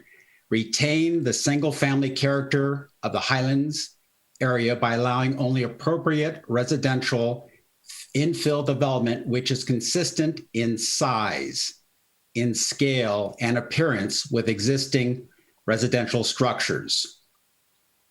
The size and shape of the houses conform to the contours of the hillsides, should not visually dominate the landscape. In this case, the residence in its current configuration will dominate the landscape. It does not follow the guidelines nor the commitment that the city and the neighborhood agreed to back in 1998. Regarding the Hayward 2040 General Plan, the planning department staff claimed that the 98 plan is no longer applicable to this construction because it was rolled into the 2040 plan. With all due respect to staff, the 2040 plan may address zoning and other specifics, but it does not capture the equally important and pointed language regarding development limits embodied in the 1998 plan as I presented above. More specifically, Old Highlands, whether it be the board or its residents, had no input or participated in the development of the 2040 plan as it relates to our neighborhood. Oh, okay. Thank you, Mr. Lucasen. Your time is up, but thank you. Shall we go to the next speaker? Natalie, please go ahead. Hello, can you hear me? Yes. Hi, my name is Natalie Fulner, and I, along with my 7-year-old daughter, am a resident of Home Avenue. My bedroom looks out over the field where this project has been proposed. And while we are currently renting our home, we would still like to lend our voice to the dissent being shared tonight, because this neighborhood and its quiet, rural nature has been our home for many years, and we care about its future. Old Highlands is one of the few places left in the Bay Area where an escape from the often overwhelming hustle and bustle of life is possible. The sheer size of this building, nearly double the homes on either side, is overwhelming and will dominate the landscape of our neighborhood. As some of my neighbors have noted, this fact was deceptively unclear on the postcard sent by the city about this project, which appeared to show a one-story home. In actuality, those of us on Home Avenue will be looking at a 4-story home, which covers near the entire hill. As this city council is now aware, the area in question is zoned for low-density, single-family homes, and at a height of 44 feet tall, in fact, the view from where my small home sits, this project is anything but that. I would also like to express concern of construction equipment being stored on site or along the street, as mentioned by Associate Planner Martinez earlier in this conversation. Both Home Avenue and Hillcrest are incredibly narrow, and it's nearly impossible for a car to pass a slow-moving or parked piece of construction equipment, not to mention incredibly dangerous if someone is also walking alongside the street. In conclusion, I'd like to close with a message from my daughter, who shares that a home added to our neighborhood should be a sanctuary, and that should not mean that the deer and wild animals who are also here don't have anywhere else to go, not to mention those of us who would find ourselves in the shadow of this home. This home, as currently proposed, is the complete opposite of this and inappropriately designed for our neighborhood. Simply put, it needs to go back to the drawing board for reconsideration. Thank you. Thank you. Our next speaker. Yes, we have Valerie. Valerie Cavalia. I live on Hillcrest Avenue. Good evening, council and city manager and staff. My husband and I have lived in the Old Highlands since the 70s. We are now surrounded by homes where there used to be open space, and progress happens. The homes that have been built over the years are eclectic in style, some more attractive than others, but none present themselves as a small apartment building or a 4-unit condo as the Switzer mega house. It baffles me that 2 separate homes with 2 separate addresses, but connected by common walls, falls under single family designation. It's a duplex by any definition. The duplex that takes up an entire hillside between Hillcrest and Home Avenue. The massive bulk of this building is completely wrong for our designated semi-rural neighborhood. It is something that might be great for downtown anywhere, but not in the Old Highlands. And the council has acknowledged by voting to reconstruct our narrow one-way streets that this is not a typical neighborhood. There's no amount of landscaping that will be able to mitigate the sheer size of the structure. The overwhelming view of it as you drive down home will be there forever, altering the feel of the neighborhood. A dozen 30-foot trees would be needed to shield the long side of this building. There will be no other structures built to cover up the size of this proposed duplex. It will be there forever, making residents wonder why this was ever allowed to be built. To call the roof decks open space is ludicrous. Open space is defined by the hillside design guidelines as a space between homes where vegetation might be grown or the land beyond is visible. It might be open space in a neighborhood of condos, but not in a neighborhood where everyone has a yard with landscaping that exists for pleasure or beauty, not to hide an imposing oversized building. Council, I implore you to please send Mr. Switzer back to the drawing board to separate this project into 2 buildings with some space in between. His open space could actually then be open space rather than a huge balcony protruding into the skyline. Give it one address on Hillcrest where the main house sits. We would love to welcome Mr. Switzer and his family to the neighborhood under circumstances that take into consideration the concerns of his new neighbors who have lived here many years before him. And if I have an extra second, I want to mention the postcard that was sent by the city gives the photo of the Hillcrest frontage, but it states underneath the 2579 home.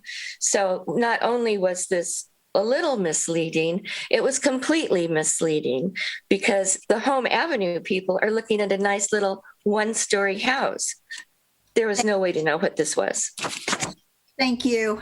I'm sorry, but your time was up. I know. Anyway, we're going to move on here to the next speaker. Looks like Sarah Ellen Daniel. Yes.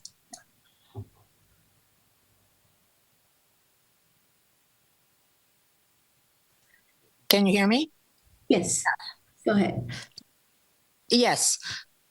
I am the next door neighbor. I vehemently oppose the building of this 4-story megastructure next door to my home. I would both literally and figuratively live in the shadow of this monstrosity. It would completely block my line of sight to the bay, the university, and everything to the west. Since my neighbors are more knowledgeable about the building codes than I am, I will focus on the aesthetic and moral implications of this proposed structure. I moved here in 2017 because I could live in a quiet, open, green neighborhood and still get to my job, all for under $1 million. I don't have $1 million, but apparently Mr. Switzer does. I'm a healthcare worker, an ultrasound technologist. I work 2 jobs, 48 hours a week. On the weekends, I drive an hour each way to San Joaquin General Hospital. During the week, I drive 45 minutes each way to El Camino Health. After spending a day dressed from head to toe in PPE and working with COVID-19 and other sick patients, I come home to my view of the hills and the bay, and it makes me feel calm and connected to my surroundings. I don't have the luxury of just moving somewhere else where I wouldn't be crowded by Mr. Switzer's monument to himself. When I just recently saw the 3D renderings of the proposal, I was shocked. My 4-bedroom, 3-bathroom home appears minuscule next to this behemoth. While this structure may or may not comply with the letter of the law, it absolutely doesn't comply with the intent of the law. ADUs were encouraged in order to provide additional affordable housing for people in need. Mr. Switzer's ADU has a paver driveway, 2-car garage, cedar garage doors, stone cladding, and a large deck. It is not intended to be affordable housing. Additionally, I'd like to speak to Mr. Switzer's utter lack of concern for the neighbors. Many months ago, before I had any idea of what might be built next door, I looked out my bedroom window and saw a man standing on the property. I asked if he was the owner. He said yes. I told him I was concerned that his construction might block my views, and he told me that my views were not his problem. If this proposal goes forward, when I look out my bedroom window in the future, I'll be looking at a 96-foot long, 44-foot, 11-inch high wall instead of the university, open space, and the bay. The architect tries to visually break up the 96 linear feet by alternating dark and light paint. This makes it look like a 4-unit condominium complex, and frankly, it's big enough to be one. The proposal visually dominates the landscape and blocks sight lines for everyone who lives in this corner of the old Highlands. And massive decks were never intended to be the definition of open space. This mega house spans the entire lot without a break for daylight to come through. It doesn't fit the semi-rural character of our neighborhood in any way. Please, enough with rich people being allowed to steamroll over working people. Please let me and my neighbors continue to enjoy the green, open neighborhood we moved here for. Thank you. Thank you. Next speaker. Yes, we have Teresa Dulberg. Go ahead. Yes, can you hear me? Yes. Teresa, hi. Good evening, everybody. I'll make this quick. It sort of reiterates what other people have said. My husband and I actually moved here in 1975. And we live just one house. So in fact, we live right next to Sarah Ellen, who just spoke. And I certainly understand her being upset about this. I was surprised listening to this meeting that our neighborhood plan is no longer valid, I guess. It was rolled over into some new thing called the general plan. But I wonder if that part of it was left out or omitted, the part that maintains our rural, semi-rural character. And in that section of the Highland Neighborhood Plan on page 38, under neighborhood character, item number 5.3, it says the semi-rural character of Old Highlands and the points made under housing and architecture of that section say that new builds should not visually dominate the landscape. And I think everybody who has spoken has referred to that. It is a huge, massive structure in relation to everything else on the hill. And if the accessory dwelling unit, which is to front on Home Avenue, if that were just redesigned to be broken up like a separate residence of its own, so visually there was a real space between the two buildings that might be more in keeping with what the neighborhood already is and the reason that we live here. So I just urge Mr. Schweitzer to sort of relook at that. I mean, we are a welcoming and lovely neighborhood, and I love living up here, and none of us would be rude or mean to him, I'm sure, if he built his house. But we implore him to look at why we live here and to honor that semi-rural character. The build that was presented is just massive. It is just huge, and it just cannot take place. And I implore the council to take that under consideration. I thank you for your time. Thank you. Next, it looks like we have Valerie Anderson. Yes. Yes, thank you. So I would like to echo, a lot of what my neighbors have already said. I live on Hillcrest, just kind of across the street from where this is being built. First of all, in regard to the flyer, I felt the same way, got the flyer a year ago with the 1-story modest looking home with the home address. But that 1-story view is from Hillcrest. So I also found that misleading and deceptive. So that was one specific concern regarding that. I first saw the renderings, as it sounds like many of my neighbors as well, about a month ago. And so ever since I've seen that rendering, that view that you would have when you come around home, if those of you who have driven in the neighborhood can picture it, when you come around, you currently see a house with a big grassy field backyard that, will remain. But then next door is where this house will be built, taking up the entire hillside. And I can just see it in my mind's eye how huge it would be. And anyone who lives on Home or Hillcrest will see that anytime they're driving into the neighborhood because of the one-way streets. And so, yeah, I do think it's just a concern of the appearance and size and taking over all of the open landscape and substituting it with building and decks. And the one specific thing that I wondered about as well is understanding that, the state has encouraged ADUs and those are allowed.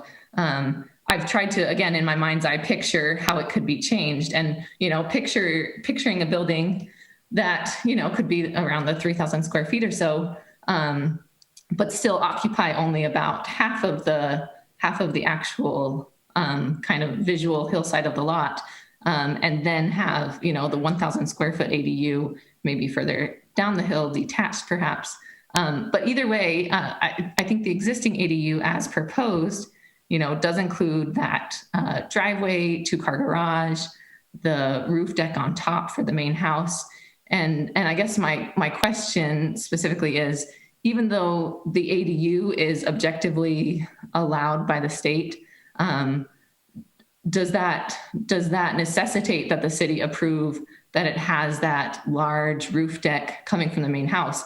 If the ADU didn't exist there, would that roof deck and the height of it otherwise be allowed from the main house, just extending over the hill, basically 2 stories up, because there's the garage and then the ADU with that large deck on top of the ADU? Would that otherwise be allowed to have a deck that high and large? And again, also the garage, if the garage is considered part of the main house garage, if that's not necessary, and you could consider changing the plans to remove that garage. Anyway, yes, thank you for your time. Thank you for your comments and questions. And hope staff is making note of some of these that you can respond. Let's see. Next, we have Robert Carlson.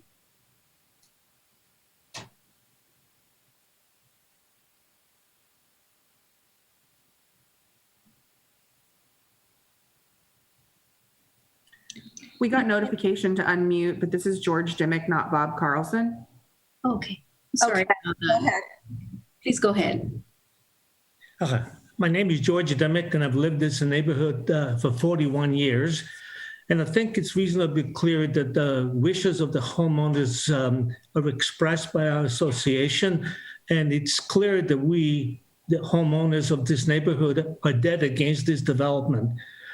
It's reasonably obvious to me that this, although it's called an ADU, it's really a rental unit. It's multifamily. It's got access from 2 streets. There's nothing that can restrict this being rented to anybody other than family members.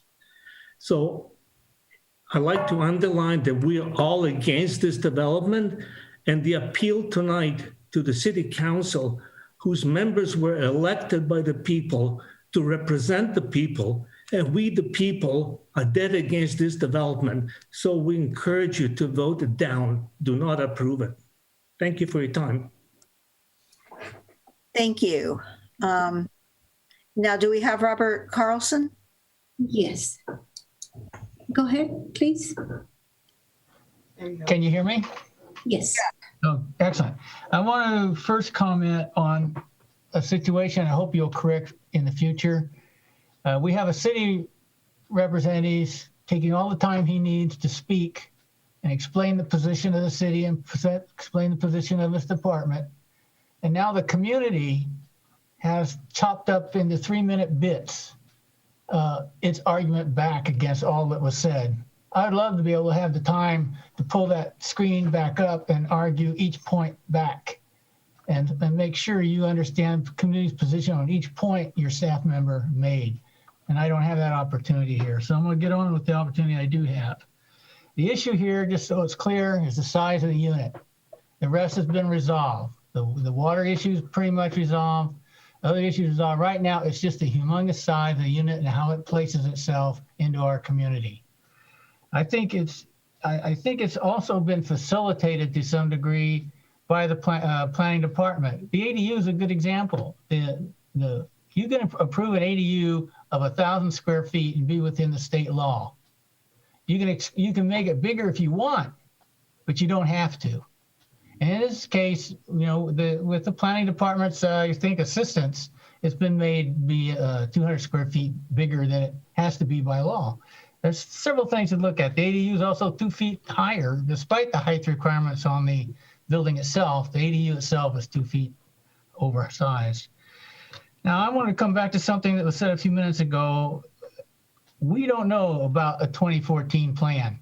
Now, that's a little facetious. Of course, we read it. But the community didn't have a part in that. The community had a part in the 1998 plan. And that's the plan we hold to. That's the plan we believe you hold to because you agreed with us on the principles in that plan. You had no right to later, on your own volition, change what you agreed to with this community without coming back to the community and talking with them and redrafting it. You did not do that for the 2014 plan. So that's moot as far as we're concerned. The thing about the 1998 plan, it has these comments, maintain family character. Infill development has to be consistent in size, scale, and appearance. Development has to be honor the existing rural character of the community. I can't believe that plan was read by Mr. Switcher's architect or by him, because if it was read by the architect or read by him, why do we have this house across the street? They should have understood a year ago, even before that, what the community expected in a house. They could have saved us all this argument tonight by simply reading the plan and building a home and designing a home that's consistent with the direction in that plan. Thank you. Okay.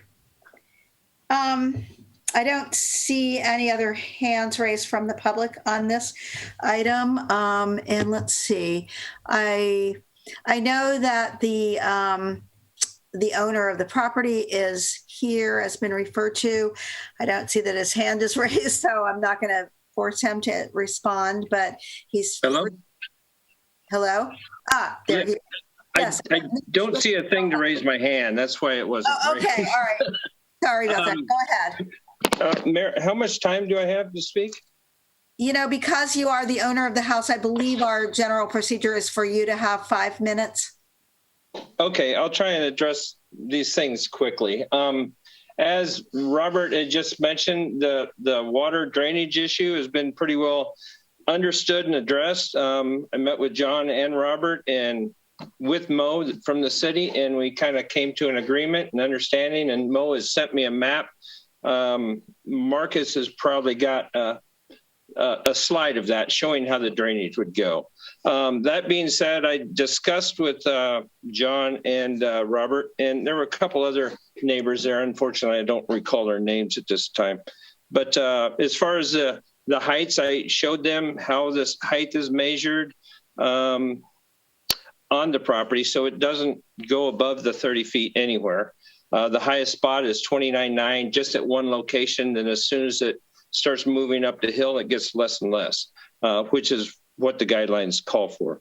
Parking, we went back and forth with the parking. We're supposed to have 3 cars, so we got the 2 cars on the top, and the bottom 2 could be used for the ADU or to the main house. I have 2 cars, so there's more than enough spaces for any cars I have. The ADU, I know people just think it's a rental unit. It is for my extended family. As I had mentioned to him before, I have a wife from Vietnam. She's trying to bring some family. That's why we have the ADU there. Furthermore, I have drawn this plan 3 times, just so everyone knows. I put a lot of work into this. I had it designed from one architect, and I didn't like that design because I don't feel it fit in the neighborhood. I've known the neighborhood 20 years. I used to live on Hillcrest, so I know the area very well. I know the sensitive issues about the drainage and the wildlife. I mean, I love the area, and most of the neighbors and I always seem to get along. So that being said, I went to a new architect, the one I currently have. And when we first submitted to the city came back with a lot of comments. I had met all the guidelines, but city came back with a lot of comments, suggestions, and we did a pretty good redraw and redo to address this and mitigate it. Before it was much boxier. So we stepped aside, we added a couple sloped roofs. So it's just not all up. Just wasn't as boxy now. So we felt it fit in better. One thing I want to say is the postcard. I had no input into the postcard, okay? I didn't draw it, I didn't design it, I didn't put it together.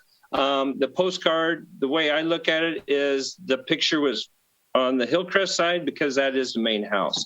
And on the postcard, there is a description of the home, and there are also links so you could go and see the plans.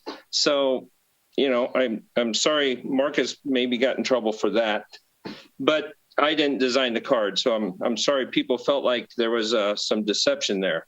It wasn't on my part if it was. What else did we have?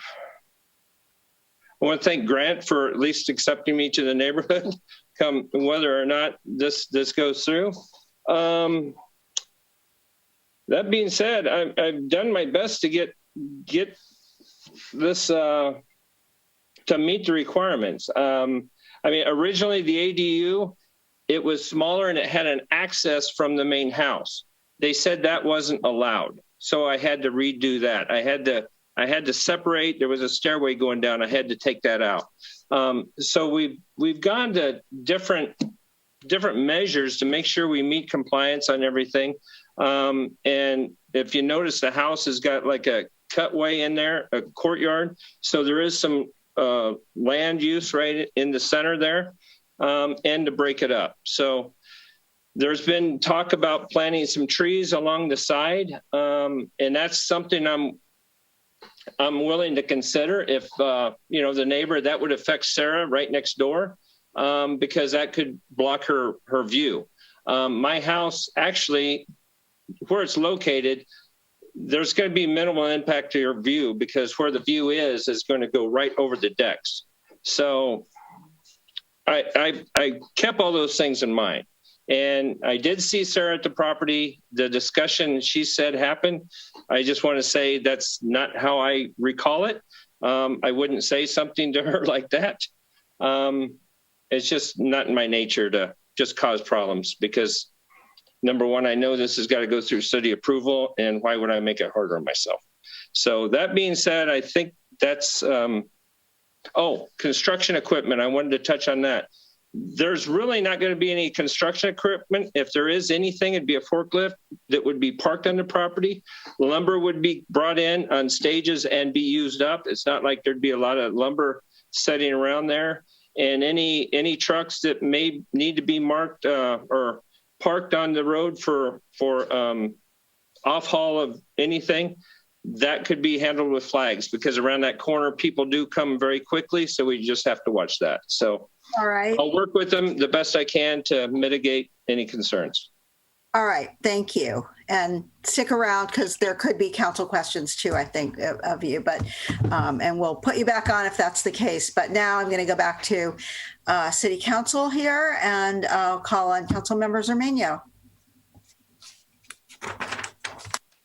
Thank you, Mayor, and thank you, Marcus, again, and thank all the residents of the Highlands up there. I have a question for our legal team. So if you're ready. So apparently this project meets all of the guidelines. It has everything's an A+ on it. So what would happen if it were denied tonight?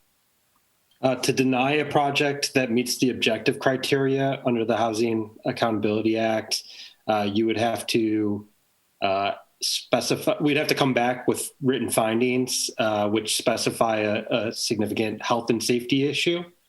And we'd have to have findings for the city council to adopt that indicate that health and safety issue cannot be resolved by any mitigations, except for denying the project. So it's pretty specific. The state legislation really tied council's hands with projects that have to do with housing and ADUs. Right.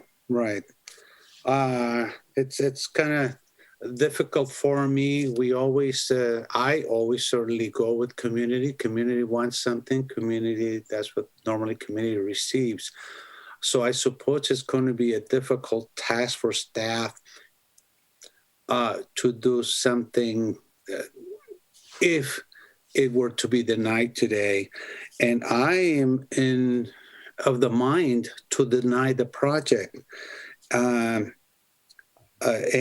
let's see, the Highlands Homeowner Association does not approve it.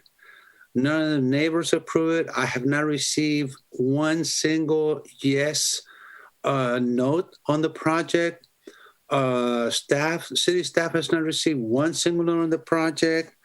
Apparently, as per the 1998 agreement, the folks there wanted to keep the semi-rural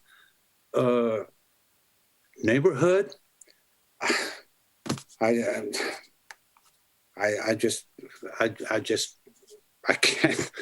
cannot approve this project. So I move that we deny the project. Is there a second to that motion? Second. Okay. Motion to deny the project is made by Councilmember Zermano and seconded by Councilmember Salinas. Let me ask, I know Councilmember Marquez, you have your hand raised too, but the reason we are seeing this project, and we rarely see single house projects, and we have two of them on our agenda tonight, both in the same general area, and both because the slope on the property exceeds 20%. And that requires city council review by our own, by our own rules of the Hayward Municipal Code, right? Therefore, I don't know. I mean, the Housing Accountability Act, the state law. I mean, we are seeing this project because of that, really, because of otherwise it could have been approved administratively, even, or at least at the Planning Commission level. That require, just that issue alone, and the staff report notes that there is potential for ground shaking, even though it's not on an actual fault line. It's close. So I'm just asking staff, maybe, I mean, as far as findings for denial or grounds for denial, the slope issue itself, what about that? I think we would have to, if the council acts on the motion to deny, we would want to take this back and review, and then we would bring back findings for denial. I don't think it would be helpful for staff to speculate on the findings for denial tonight. I think we'd want to go back and have a discussion about that and then bring it back. Okay, fair enough. But I just wanted to point out that is why it's on our agenda. That's a fact. Yeah, Mayor, one possibility would be to have Mr. Switzer modify the house to fit the semi-rural area, so that, maybe you can negotiate with him. I mean, that ADU is almost the size of my house. So anyway, thank you very much. Okay, thank you. Councilmember Marquez. Madam Mayor. Go ahead. You seconded the motion. Go ahead. Thank you. So, there's a couple of things that that I'm concerned about. The one is it is the height issue. And for me, it's the height issue on the home side, right? And so my question to staff is, how tall is this building on the home side from ground to rooftop? And does that exceed the zoning? Yeah, sure. That's a great question. I'm going to go ahead and actually share my screen just to kind of indicate how our municipal code gives us direction on measuring height limitations. So I hope my screen is up. So I can understand the perception if someone was looking at the home from this elevation along Home Avenue and coming to the conclusion that it is a 45-foot tall building. However, the way our municipal code calls us to measure developments along Hillside Home, understand you don't want to over penalize them, is at each point of the hillside. So if you could see my cursor, if we are measuring this component of the hill of the project, we would only go from where finished or existing grade is, whichever is lower, and then make sure it does not exceed the 30-foot height limitation. So as you can see here, it is only 20 feet tall. And then we would also move to the next point and make sure that that's no higher than 30 feet tall, and then go to the next point and make sure that's 30 feet tall. So to apply the height limitation when you're using the lowest point of the parcel and taking 30 feet up, which may be somewhat here, I apologize if my cursor is hard to review, and then take that straight across would be overly burdensome and restrictive on the development. And that's where I think our municipal code, as well as our hillside design guidelines, are very cognizant of that, understanding that we don't want a huge boxier building, that we do want it to step along property. So I will say too that this property is uniquely challenged. It's one of the few parcels in the Old Highlands area that does have a double frontage, and understanding the slope that this property faces, I mean, it has to step somewhere. And it is unfortunate that it has that dual frontage, so it's visible from both ends. So that does kind of work against the property. Okay, and then my other question is, and who's I don't know who the attorney is assigned to this. Is there a? That would be Mr. Brick. Attorney? Yeah, Mr. Brick. So, this. Dr. Carlson talks about the OHA neighborhood plan, and and so my question is, did back before us, Was this an agreement between the city and the neighborhood, and did that agreement automatically get nullified when the general plan was implemented? Where are we at on that neighborhood agreement with the city?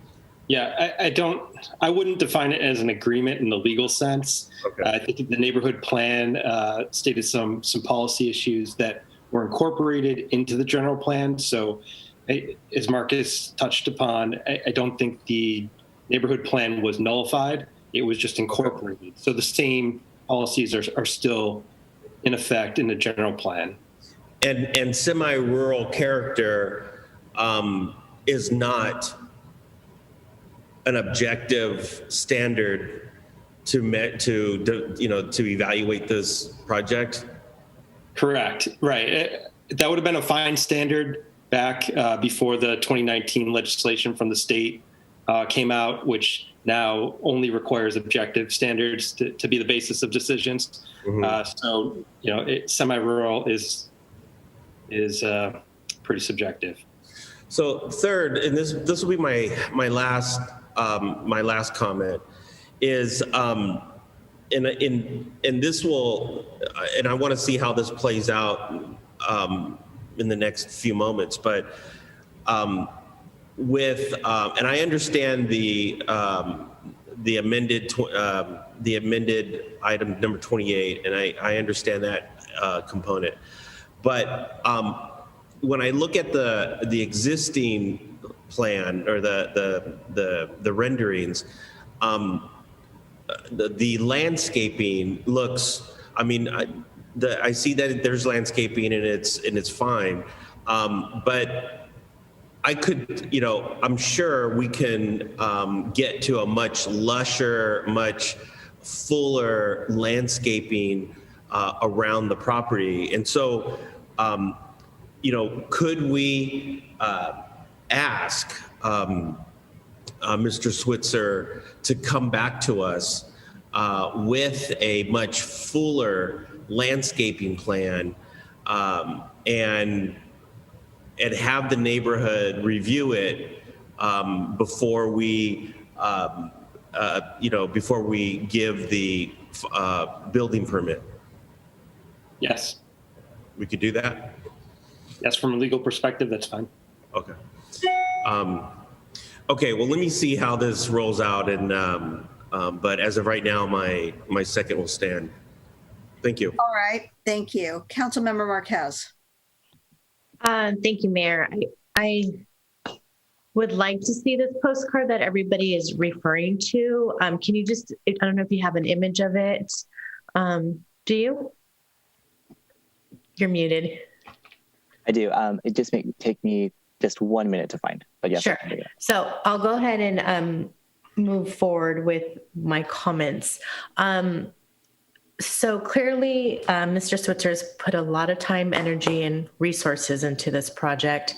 The neighborhood is definitely concerned.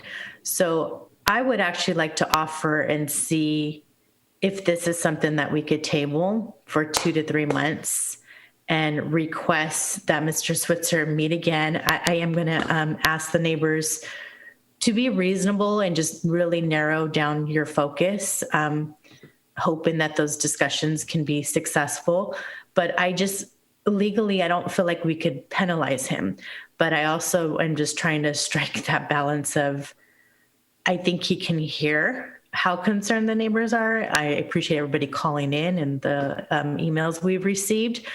So I think it would be in everybody's best interest if we could table this item for 2 to 3 months, allow for further discussion to occur, and hopefully we can have some type of agreement. That would be my preference to how to proceed on this. And Councilmember Marquez, but I don't know if Planner Martinez has found the postcard, but I just want to address the postcard issue. I've been texting with staff, and we are going to look into a more effective way of providing notice on projects like this. Chuck Finney has some ideas, that our communications manager, and so I think the team will be working on just some different ways to help the public visualize projects like this. I apologize, I'm going to sneeze again. And so we can come back and also report back to the council on how we'll be improving some of these noticing procedures so that it's clearer to the neighborhood what's happening. Clear, and then also it sounds like there was a starting point, and then there's been so many revisions. So how are we communicating those revisions back to the And I think what we talked about earlier about having sort of online access and ability to see how a project's evolving over time, so people can go on at any particular point and see the latest revision to the plans and things like that. I think those are all part of that conversation we're going to have internally. I think you might be having an allergic reaction to those flowers behind you, Madam City Manager. Apparently, sorry. Yeah, no, that's okay. I hope that you're comfortable. I'm just noticing the flowers, though. Although I have a feeling they're not real, but I promise I'm not sitting out on Foothill Boulevard. Yeah. With the lighting crew. Yeah, so I don't see any other council members wanting to come. I think Planner Martinez. The postcard, yes. I apologize. Yeah, let me go ahead and bring this up. Okay. So make sure I'm getting to it. Okay, so it's got the home ad. Yeah, okay. Yeah. So even more of a reason why it's important for us to get this right. So I would like to see us continue this matter. Table it. I mean, what would the difference between that and denying, just denying and having? I just feel like it's very punitive. He's following state law, local ordinances, and if he may want to take that risk, but I'm just looking at it as an opportunity for him to go back to the drawing board, meet with the neighbors, and possibly make some changes. What would happen if we were to deny and then he brings another project back? Although I guess that gets into fees that we might want to make some. I see what you're trying to do, and there's some merit to it. So we'll go ahead. I was going to say, but I think as what Dr. Carlson also said was a lot of the issues have been resolved, but the one issue that has not been resolved is the height. And that seems to be the single greatest concern on Home and on Hillcrest, and it's the height. And so that's I think there's several concerns, and I don't think it's our place to debate that with the neighborhood and the applicant. So that's why I'm offering, let's put it out and see if they could come to another agreement. Councilmember, have you had your hand up, but you've put it? Do you want to say something, Chime? Sure. And I don't know, Councilmember Marquez, was that a request to adjust the motion or just a question in general? You're muted. Sorry about that. I actually have to use the restroom, so I'm going to be quick. I've been drinking too many liquids. So that's why I was getting up, but you called me, so thank you. So yes, I would offer an amendment to the motion that we actually continue the item. I'd like to get direction from staff and the applicant. I'm thinking 2 to 3 months out. I want to make sure the conversations can be productive. If they're able to meet and adjustments can be made sooner, then maybe we could find an earlier date available, but just want to allow time for a productive conversation between the neighborhood and the applicant. So let me ask staff if there's a way to basically support the motion for denial, but with some allowance, and I think we've done this, but some allowance to bring it back in a revised state for a second look, if, following, listening to what the neighbors have to say and making some revisions. Is that possible without opening a whole new project for the applicant? So I'm a little confused procedurally what's being requested. Well, okay. There's a motion on the floor and that is seconded to deny the project and have it, and which would require that it come back to council next week with findings for denial, and we would vote on it again, right? Now, Councilmember Marquez has brought up the possibility of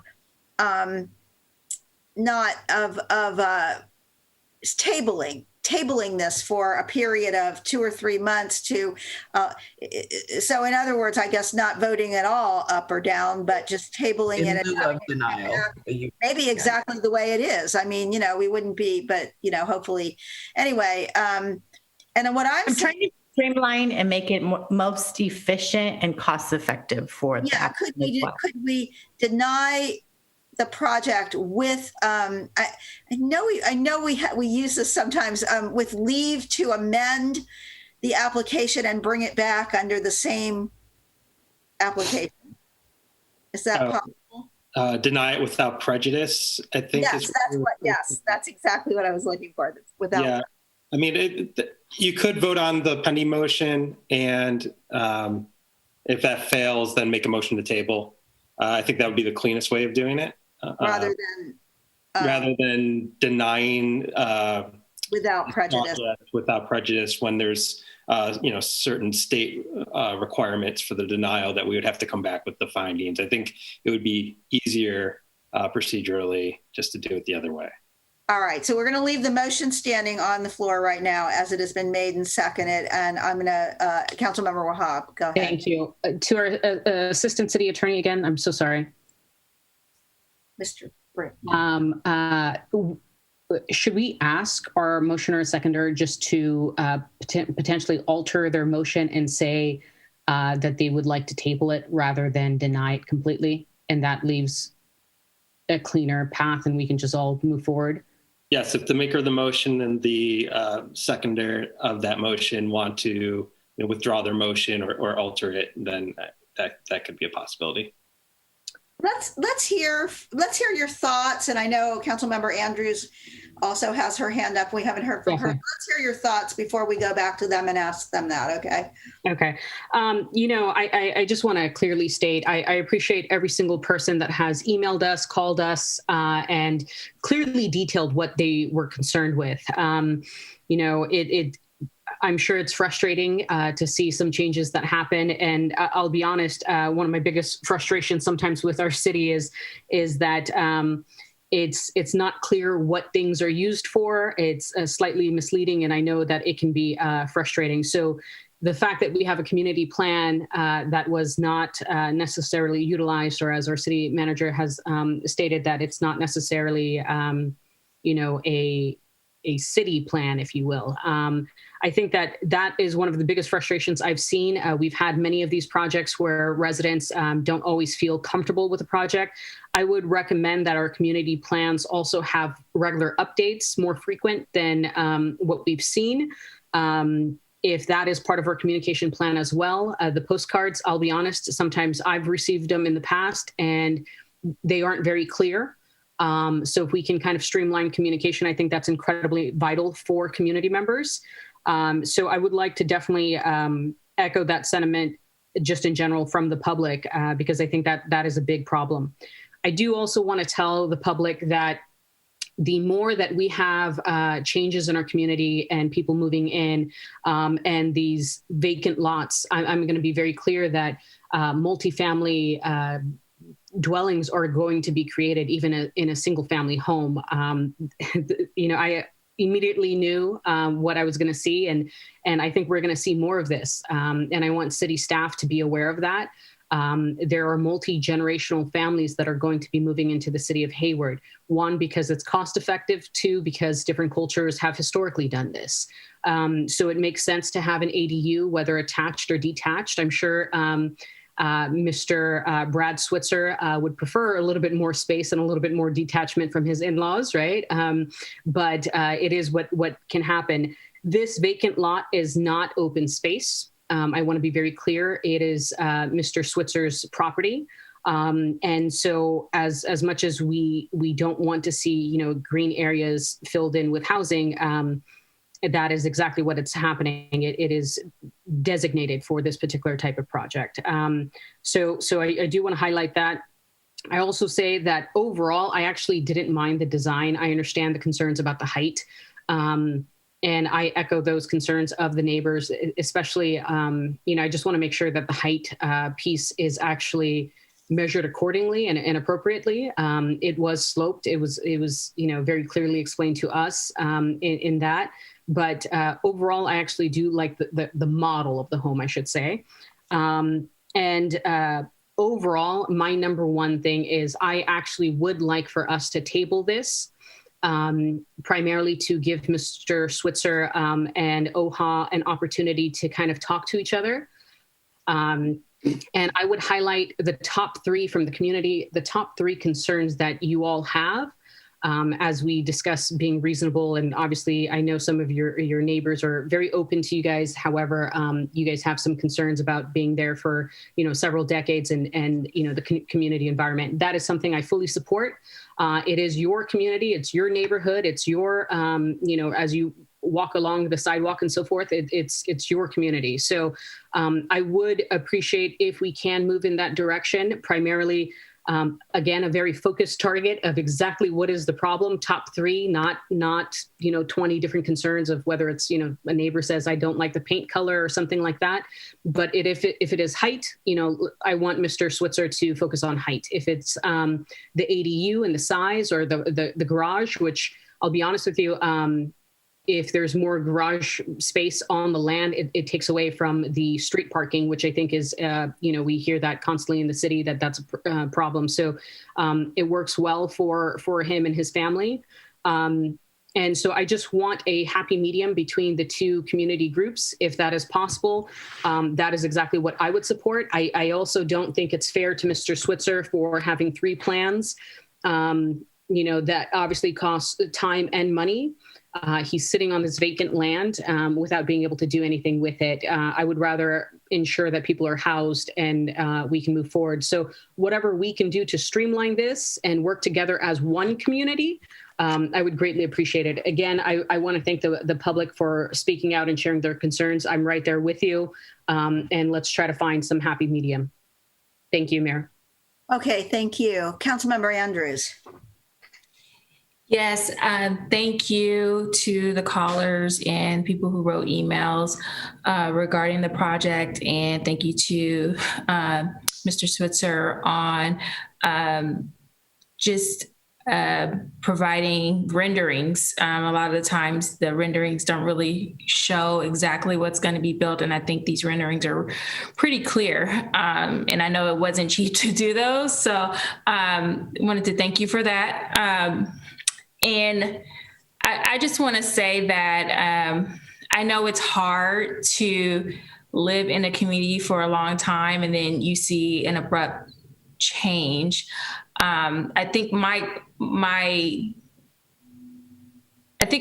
issue more is it's the massing of the building that seems a little dense for the area, and there's a lot of deckings in the other homes, surrounding homes. But a lot of the homes that I see in this community are quite stately. So I'm not quite sure what the comparison is on terms of this home versus other homes. So I just wanted to know if staff knows an idea of like an average size of the homes in the area, because some of them seem pretty large when I drove in the neighborhood.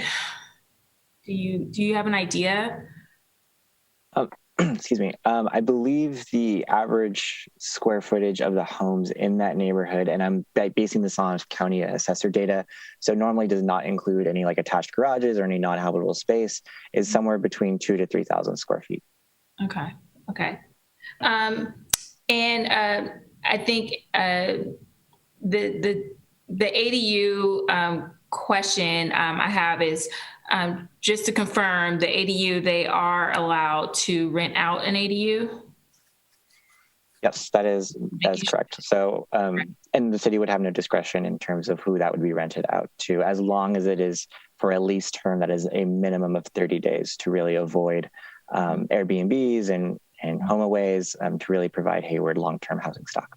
Yeah, I just wanted to acknowledge that, as that was a comment from one of the callers that they were concerned about it being rented out. And with state law, it is allowed to be rented out. So I just wanted to make sure there was no surprises there. So I'm okay with the motion, the upcoming motion for us to table it. I do want to shorten it from from 3 to 2, and then also asked for a moderator from the city to be present between the two parties. The reasons why is because I don't really see how this is going to change in 2 months or 2 to 3 months. And if we were to push this back, this is extra time that Mr. Switzer is allocating for this. And I know this is not easy to go through multiple renderings. And the community, I feel bad for the community, but this is his property. This is the land that he purchased, just like that's the land that you purchased. And so I just want to make sure that the community, it's great to have your input, but we have to find a solution that works for everyone, but not work for everyone, but this is his property. So I just want to highlight that. And then also, I do agree with Councilmember Salinas on the landscaping. This seems like an abrupt change from the rest of the community. And if that's an easy concession that he can make, I think we should revisit that, because the landscaping to me doesn't fit within the community. But that's just something that I would have him consider as maybe a possible concession. But just when the community meets with them, remember that we have state laws where we can't deny a project based off of what you define as community character. And so just keep that in mind when you do meet, that this is brand new, and it's something that the city is wrestling with, but just keep that in mind when you do review the project. So that's all. All right, thank you. I have a couple comments before we go back to the maker and seconder of the motion. Mr. Martinez, you said that the lot is 8,000 square feet or so, and therefore would not accommodate two homes, one on the home street frontage and one on the Hillcrest. But ADUs can be detached from. So this lot could actually accommodate this project with a separated ADU, even one that was maybe fronting on home, like, it is now, only it's attached. But if it were detached, it would not be counted as two homes. It would be counted, as long as everything else was in, the same size and everything, the ADU. If it was actually an ADU, it could be detached from the house, and the two structures could be on this lot, right? Yes, that is correct. So the property at a minimum is eligible for an accessory dwelling unit, whether that's attached or detached. Okay. What the property isn't eligible for is what's known as a second single family home or a subdivision, because the minimum lot size to accommodate that would be 10,000 square feet, and this property does not have. Okay, I understand that. I just wanted to put that out there for that is something that could be considered. It could be a detached ADU on the same property. Let's see. I would be ready to support the motion for denial, because I'm struggling with the state laws that are still coming down upon us, and they're not done yet either. And I think we need to warn people about this is coming, that the state, there are cities who are doing it now, who are saying no more single family zoning. Single family lots can have fourplexes on them. And that could happen without our being able to do anything about it in all neighborhoods throughout the city. This neighborhood, though, and not just because it's in the hills, and not just because it's the homes are of higher value. I think they're of higher value because they're in the hills maybe and have views, but really a lot of those older homes are smaller, if anything, than some of the homes being built throughout the flatter part of the city now. But it was annexed. There's a history waiting to be written about this area. I know Mr. Carlson filled me in on a lot of it at one point, but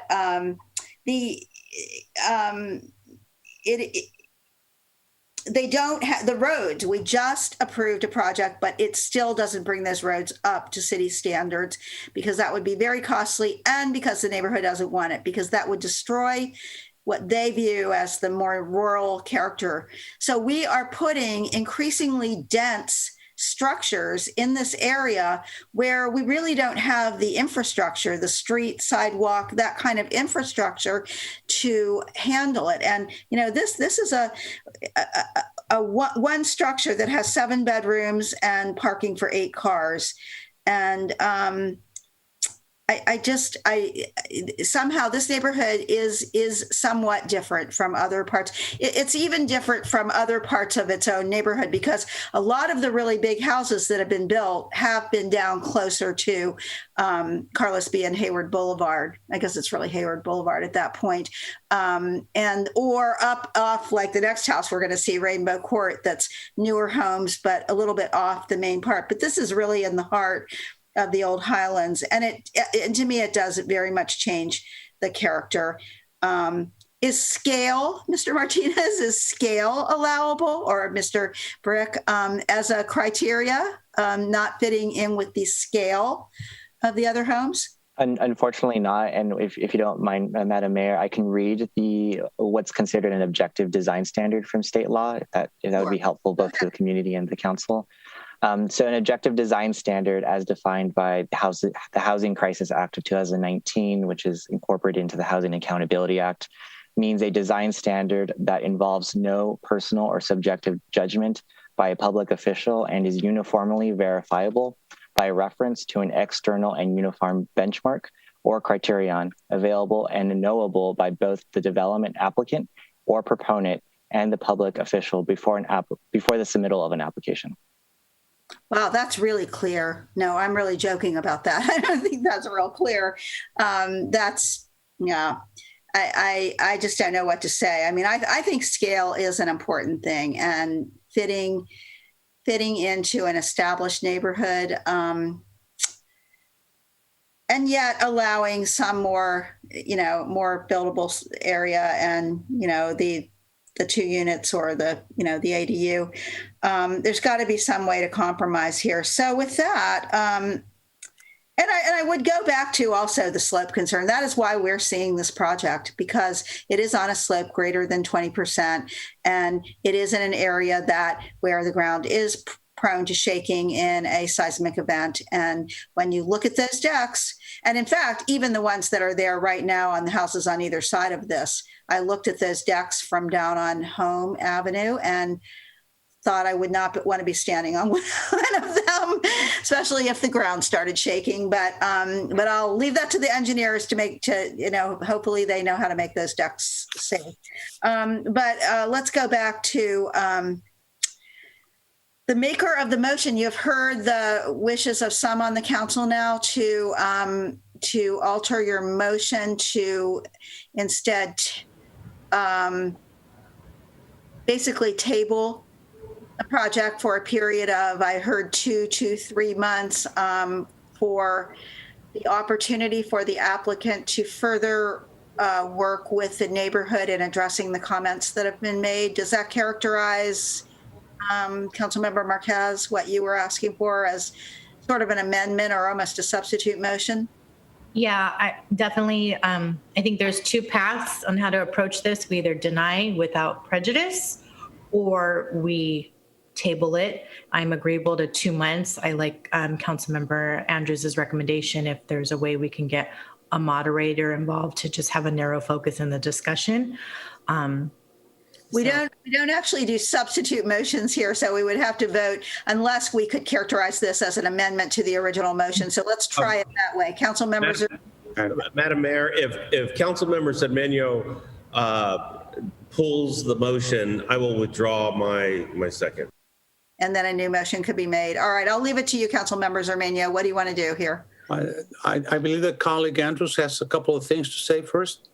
Okay, go ahead, Councilmember Andrews.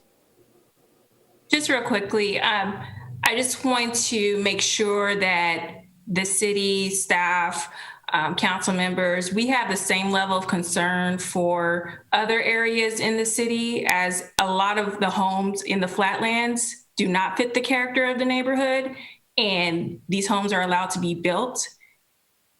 And we have post-war, mid-century modern tract homes that have been demolished by McMansions that do not fit the character of neighborhood, and people who may not have the opportunity to speak out, who can call in, who can email because they're working multiple jobs in these neighborhoods, don't have access to this kind of pushback on individual projects that could be double the size of their homes. If you go on Hesperian Bolero, there are 2 homes that are being built right now that are double the size of the 1,100 square foot homes next door to them.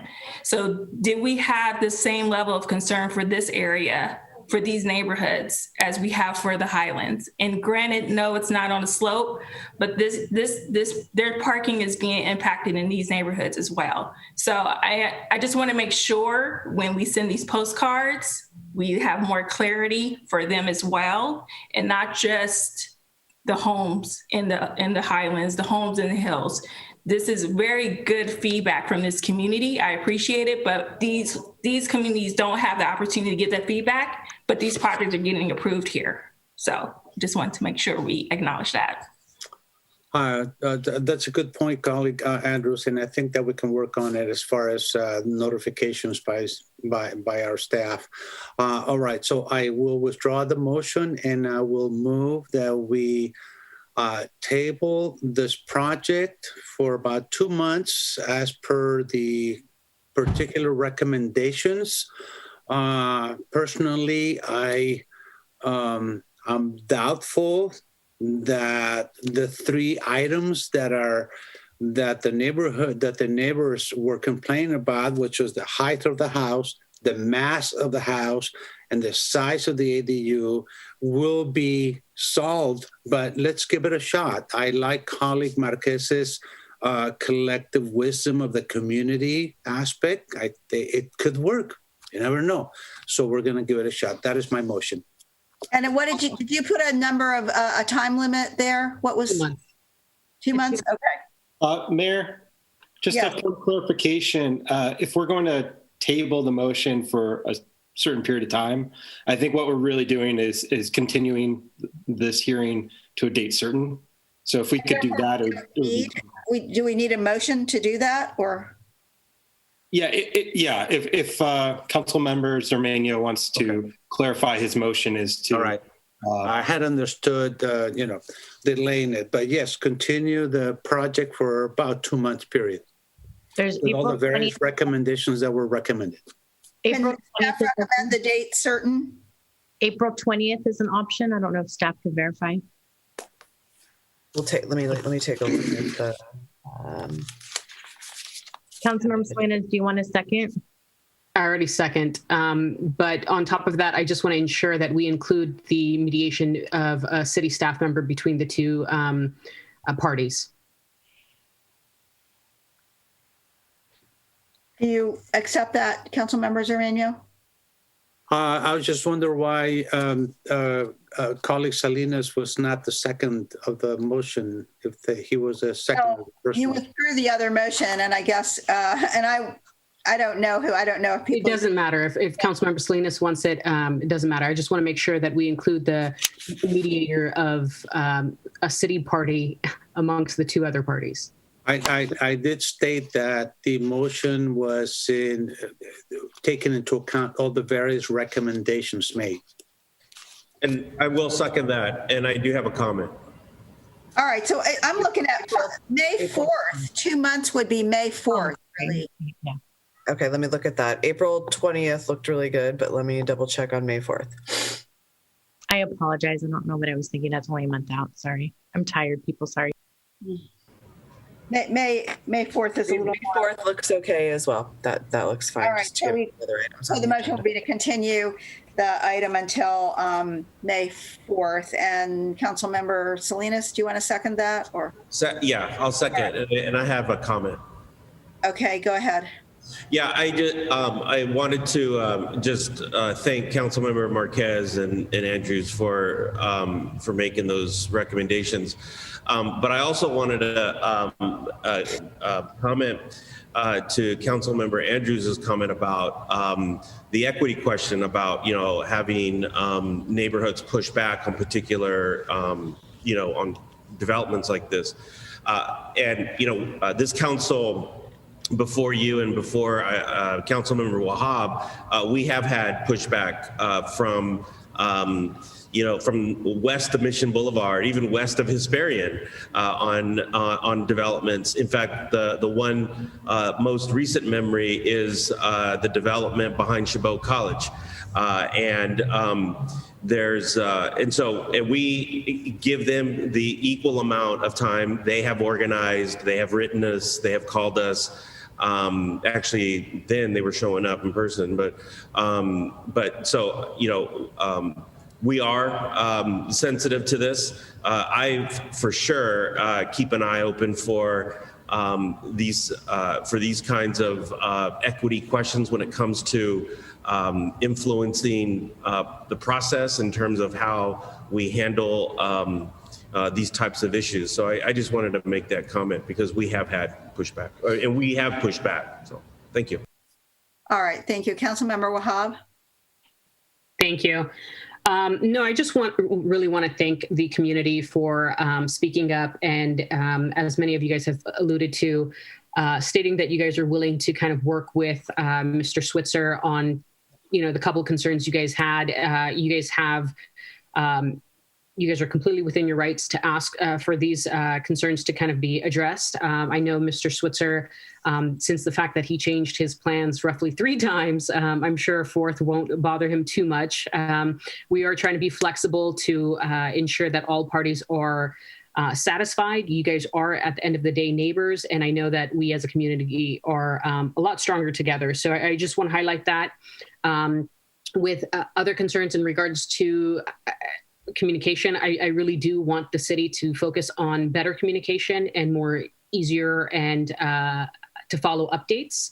I think that's a concern just throughout the city. And then the more we speak about housing, and I sit on the Homeless and Housing Task Force with Councilmember Salinas, I know that we have addressed the flatlands as they often are called. So anything that happens throughout Hayward, we are deeply concerned, and obviously going to be paying attention to the equity issue. And then also the fact that I know in our last meeting, our city manager, we did talk about even multifamily residents getting postcards and notices that things are changing, and it doesn't matter if you're a renter or not. So I just want to be cognizant of that. And again, I appreciate the discussion here so we can kind of have the best motion on the table. Yes, I appreciate it too. And I think with that, I'll be supporting this motion. It's been a good discussion. I appreciate all the input from the neighborhood. I don't necessarily appreciate the state's attempt to take all of our discretionary power to control what's done in our city away, but that ship has probably sailed, and it's just going to keep getting worse, I think. So with that, I'll ask on the motion by Councilmember Zermano, based on suggestions, I might say, from Councilmember Marquez, and seconded by Councilmember Salinas. Madam City Clerk, will you call the roll for the vote? Yes, Madam Mayor. Councilmember Andrews. Aye. Councilmember Lamnin, absent. Councilmember Marquez. Yes. Councilmember Salinas. Yes. Councilmember Wahab. Yes. Councilmember Cermeño. Yes. Mayor Halliday. Yes, and the motion carries with 6 aye votes and 1 absent. And with that, thank you all of the neighborhood for attending this. And I'm sure, you'll be continuing to work on this project. And with that, I'm going to call a 5-minute recess at this point. And so please be back at 9:50. It looks like at 9:50 we'll resume. Thank you.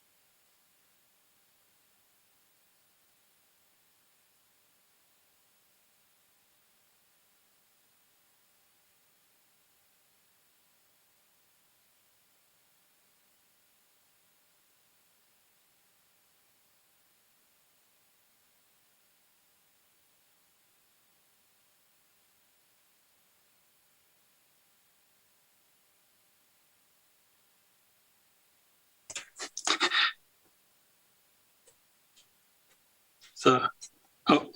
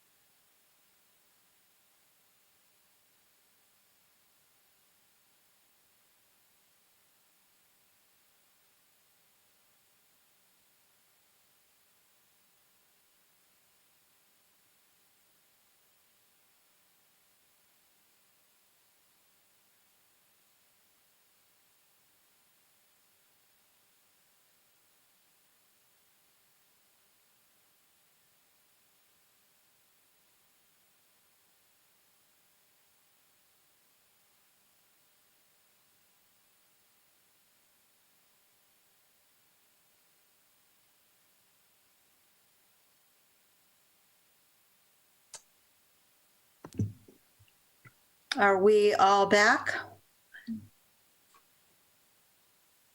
Yes.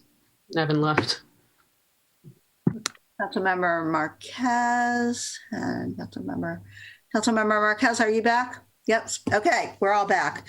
So we can resume. I will call this meeting back to order. And we are now on item number 5, which is another single family home, this one on Rainbow Court. So we're being asked to approve site plan review and grading permit application for this proposed single family resident on a 0.12 acre lot, hillside lot with average slope greater than 20%. So with that, I will turn it over to, I think I have Development Services Director Simpson again on, is she going to introduce this? I see Mr. Amora as well, correct? Our, Associate Planner Carl Amora will be presenting this evening on this item. Thank you. All right, thank you. Mr. Amora? Okay, let's see.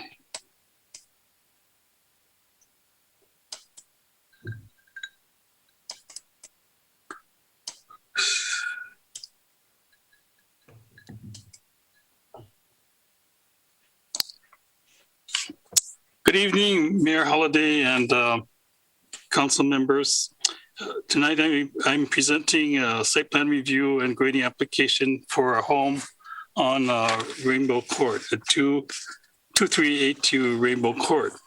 On February 11th, the Planning Commission reviewed this application and made a recommendation that the City Council approve this application.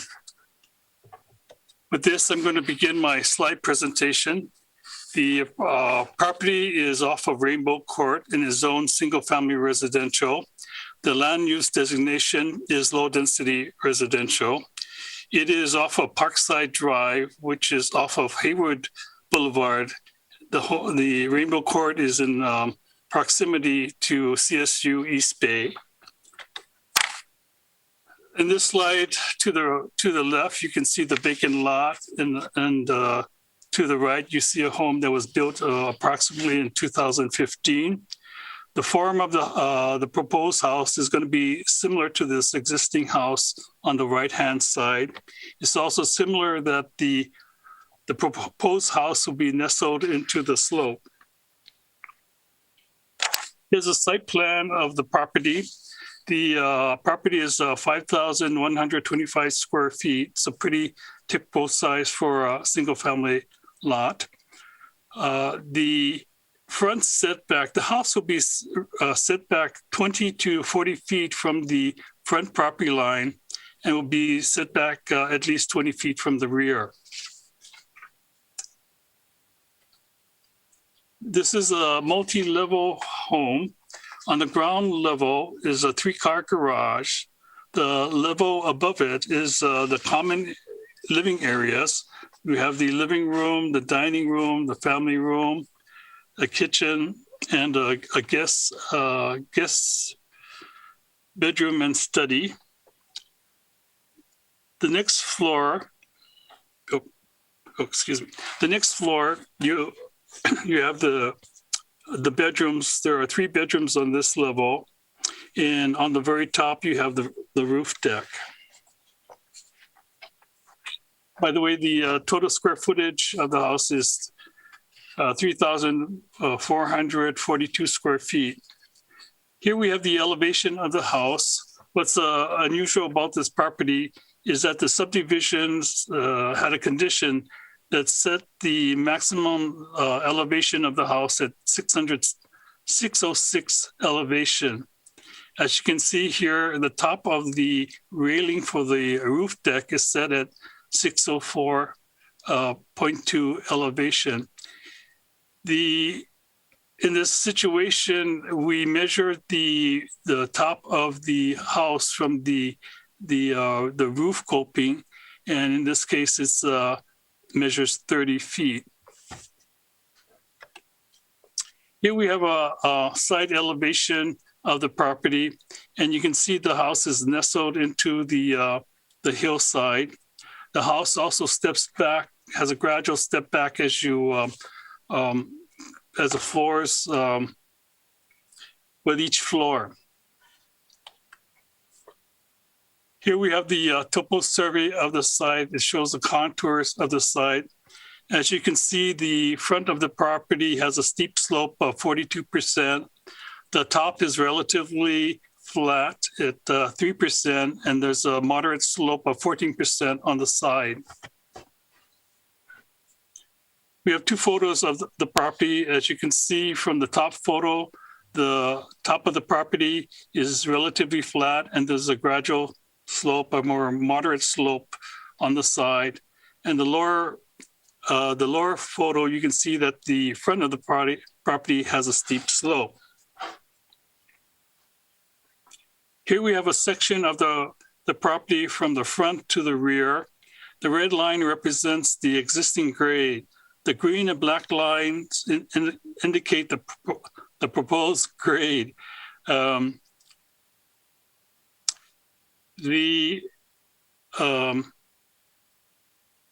Approximately 960 cubic feet of fill of soil will be exported from the site. Anytime you export or import more than 300 cubic feet of soil, you're required to apply for a grading permit. Our grading ordinance requires that if a grading permit is required and the average slope is greater than 20%, that the city council has to approve the grading plan. And that's the primary reason why we're bringing this application before you. The average slope on this property, the area that is disturbed because of the development of the property is 21.3%. Staff recommends that the City Council adopt the resolution approving the site plan and grading plan application for the proposed single-family residence at 2382 Greenville Court. That concludes my presentation. I'm open for questions. Okay. Could you take your screen down? So, thank you. Don't see any questions from council members at the moment.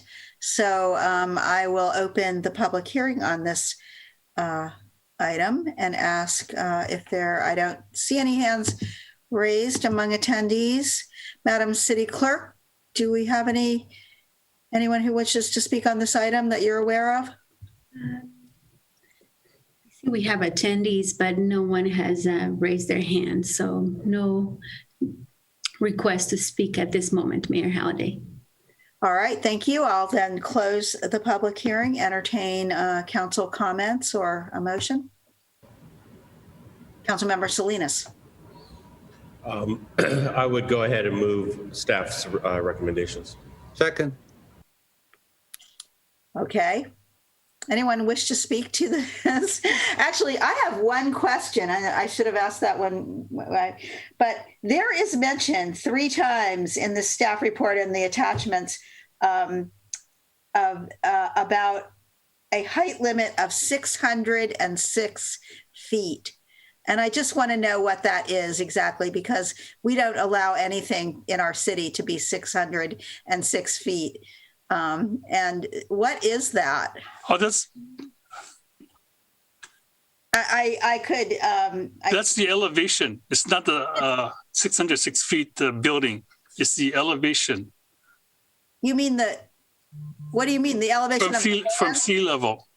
Really? Okay. So we have rules measuring things regarding, how many feet they are from sea level? In this particular case, when they developed this subdivision, the adjacent property owner at that time was able to get the city to put a condition limiting the height of buildings to that 606 elevation. So there was about I think 3 or 4 lots that has this restriction on the elevation, and I presume it's to preserve their views. So you are confirming that, or staff has confirmed that this building does not exceed the top of the building is not more than 606 feet above sea level. Right, the top of the roof. Okay, all right, and then I just have one other comment. This house truly has a rooftop deck, whereas I don't think that the decks on the previous house were actually they were decks out from the various floors, but this is a real rooftop deck, which I haven't really seen in this type of house before, and I thought it was interesting. So but with that, and seeing no other speakers on this motion by Councilmember Salinas, seconded by Councilmember Zermano, right? Okay. Yeah, and I just wanted to say, and just to clarify, the 60-story buildings are not allowed in the city of Hayward.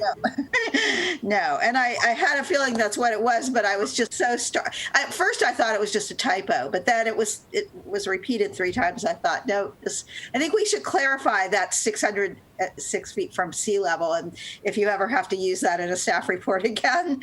But I also have to say that rooftop patio seems quite a feature. Let me tell you, when I lived in San Francisco, we had a rooftop patio where we lived, and every year when the Blue Angels would come to town, we would sit up on the roof and we would watch the planes, or whistle through and whiz through the Golden Gate Park and the sunset and so forth. It was a nice feature to have, let me tell you. I don't think the Blue Angels will be flying over, but there might be some planes from the Hayward Airport for this one. So anyway, with that, I'm going to ask the city clerk to please call the roll on this motion by Councilmember Salinas and seconded by Councilmember Zermania to approve the staff recommendation. Yes. Thank you. Councilmember Andrews. Aye. Thank you. Councilmember Lamning, absent. Councilmember Marquez. Yes. Councilmember Salinas. Yes. Councilmember Wahab. Yes. Councilmember Cermeño. Yes. Mayor Halliday. Yes, and the motion carries with 6 aye votes and 1 absent. Well, that was a very efficient use of time on that item. Moving on to item number 6. This is regarding the municipal facility license agreement template. Mayor, I'm so sorry. About the last item, I just wanted to provide one correction. In the staff report, it referenced a meeting on March 11th, 2021. Since we're not there yet, I just want to correct that. I'm sure you guys caught that, but I just wanted to correct that. Okay, thank you. Yes, if that is instrumental. I didn't notice that, but you're right. It couldn't have happened yet. Okay, so now we're back on the municipal facility license agreement. So we're being asked to adopt a resolution approving this agreement template for the attachment of wireless facilities to city-owned vertical infrastructure in the public right-of-way and authorizing the city manager to execute master facility license agreements with qualified companies in substantial conformance with the template and upon approval of the city attorney as to form. So with that, we will hear from Assistant City Manager Ott, I believe, right? Okay. Yes, good evening. I'm going to turn it over to Information Systems Manager Roush in the IT department, but I did want to say this has been kind of a team effort from a lot of different departments, the IT department, with planning, also the city attorney's office. And we do have our outside counsel that's been a real strategic advisor on this as well, that's helped us through this. And Gail Karish is on the line, is on as well, and can answer some questions. But I'm going to go ahead and we'll have a short presentation, and Mr. Roush is going to take it over. Thank you so much. Good evening, Mayor and City Council. I'm going to go ahead and share my screen.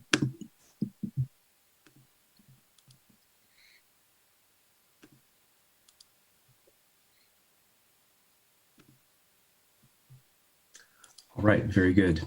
Well, welcome everyone. As Jennifer mentioned, I'm going to go ahead and start the staff report presentation. So for some quick background on this item, I think we can all agree demand for consumer wireless technology is growing. This could be said before COVID, but now with COVID, with more folks working from home, also schooling from home, there's just more and more demand placed on wireless technology, whether it be a tablet, a mobile device, etc.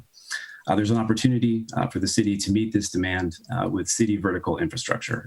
This could be, and the way this is done is through a small cell installation within the city on the city's vertical infrastructure, such as a light pole. This is not a new concept for the city. This conversation actually started back in 2018 as part of CTAC, where the framework was brought before that particular committee and discussed along with the opportunity to provide feedback. So quickly transitioning into 2019, another item was brought before council, which was the wireless ordinance that was also reviewed here at council and was passed in 2019.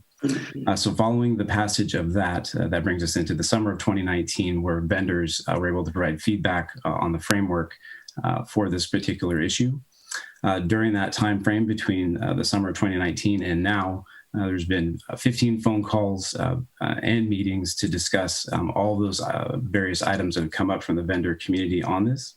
As a result of that, and also in partnership with outside counsel that specializes in this particular area, we've had over 5 MLFA revisions. So again, this agreement, as you're reviewing it tonight, is inclusive of industry feedback, which is very important to have in something like this.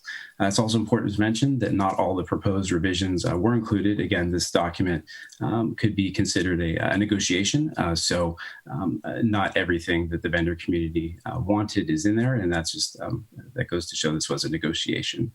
And again, just driving home the point, we have Gail from outside counsel that specializes in this particular area that's helped us through this process to get this document in the form you see it today. So wanted to clarify some questions about how the template kind of works as a practical matter. Step one is what you're seeing tonight. This is the proposal for council to approve the template. As I mentioned before, this includes vendor feedback within there.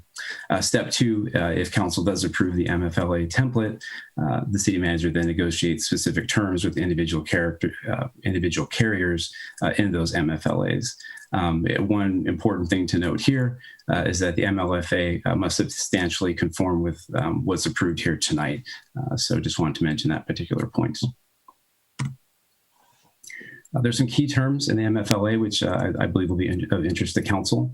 The agreement is a 10-year term with 2 5-year renewals, which is standard per other agreements. There's also mention of a rental fee. For the opportunity for the vendors to leverage the city's vertical infrastructure, there is a rental fee that goes along with that. That is currently set with an order by the FCC at $270 per installation per year. Should that change during the lifespan of the term, it would pivot over to what's called alternate rent. What that means is if the FCC order is stayed or changed, then the city has an opportunity to bump up that payment to $1,500 per year per site. There's another element there called fiber in lieu of payment. So if there is fiber that's going to be utilized as part of the location where this particular device is installed, the vendor has an opportunity to negotiate with the city where instead of paying their annual rental payment, it could be less than that as an offset. So that's an option that could be considered. And there's some standard language in there as well about the city's option to terminate a license or replace equipment, which is definitely needed in an agreement like this. The recommendation is directly from the council report. I'll just read it out loud. The council adopts a resolution approving the MLFA template for the attachment of wireless facilities to city-owned vertical infrastructure, such as streetlights in the public right-of-way. And the second part, of course, is that council also authorizes the city manager to execute MLFAs with qualified companies in substantial conformance with the template and upon approval by the city attorney as to form. So the next steps in the process, if council approves the item tonight, the next step would be to finalize the individual templates with the companies. The companies must comply with city regulatory process and design guidelines as part of that, and it would apply to each location. And at that point, I would wrap my presentation and open it up for Q&A.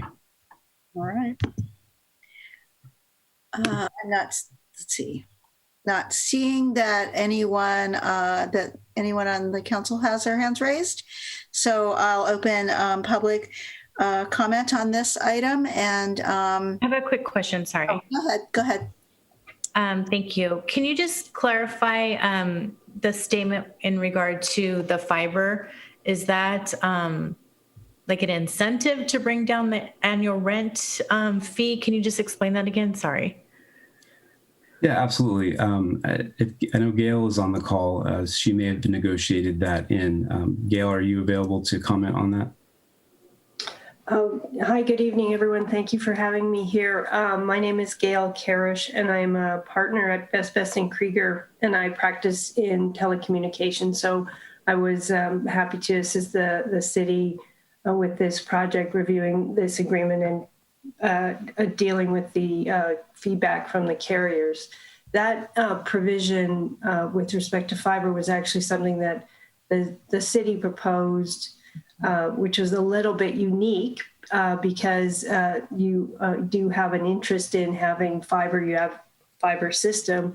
And so it really was an offer to the carriers that if they, instead of paying rent, if they wanted to look at providing fiber in lieu of paying rent for the use of light poles, that the city would be interested in looking at that. So it doesn't require that to happen, but it is basically an offer if a carrier wants to take that up.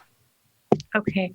And then can you help me understand the conduit that's used for the fiber? Does that require ongoing maintenance, or help me understand once that infrastructure is in place, who's going to have the burden of that? So this agreement really focuses on the use of typically it'll be the use of a light pole, and the light pole will in some instances be replaced so it's stronger and can support the equipment for the antenna.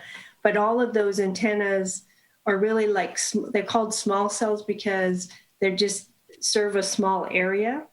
And so they're all connected with fiber typically to the rest of the communications network of the carrier. So it would depend on, the conduit, they would have conduit that would deliver the fiber to that light pole. And the concept with the payment of fiber in lieu of being paid cash for the use of the pole would be that the city would get use of some of that fiber that is being delivered to the pole.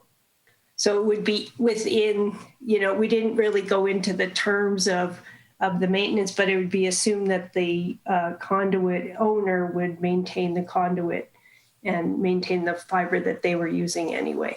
That's the standard practice typically. Yeah. Okay, thank you. All right, any other council questions right now? So I'll go ahead and open public comment. I think we do have at least one person who would like to comment. That would be Paul Gimmelberg. Madam City Clerk, okay, go ahead. Good evening, can you hear me? Yes. Great. My name is Paul Gimmelberg. I'm from Verizon. I've been working with the city on an MLA since 2019. Verizon Wireless appreciates the city's desire to approve a master license template for all carriers, but the proposed master license template tonight poses conflicts with applicable federal and state law, including the 2018 FCC order, which was upheld last year. Importantly, any city requirement proposed in the MLA, as well as any related regulations, must not materially inhibit the provision of wireless services, and any fees proposed by the city under the license must be reasonable and an objective approximation of the cost. We submitted a letter dated February 23rd from our outside counsel that details 6 specific items that we cannot agree to and the rationale behind them. I urge you to review our letter before making your decision tonight. Of those 6 items, I'll quickly highlight 3 of concern. Number 1, the city reserving the right to review and approve or disapprove of wireless applications in its sole discretion would be difficult if the city is to remain reasonable and in accordance with federal, state, and local law. Number 2, despite our inquiries, the city has not explained why it has 2 separate deposits in its fee schedule. Verizon objects to these fees until the city can explain and demonstrate how they reflect a reasonable approximation of the city's cost to review and approve wireless applications.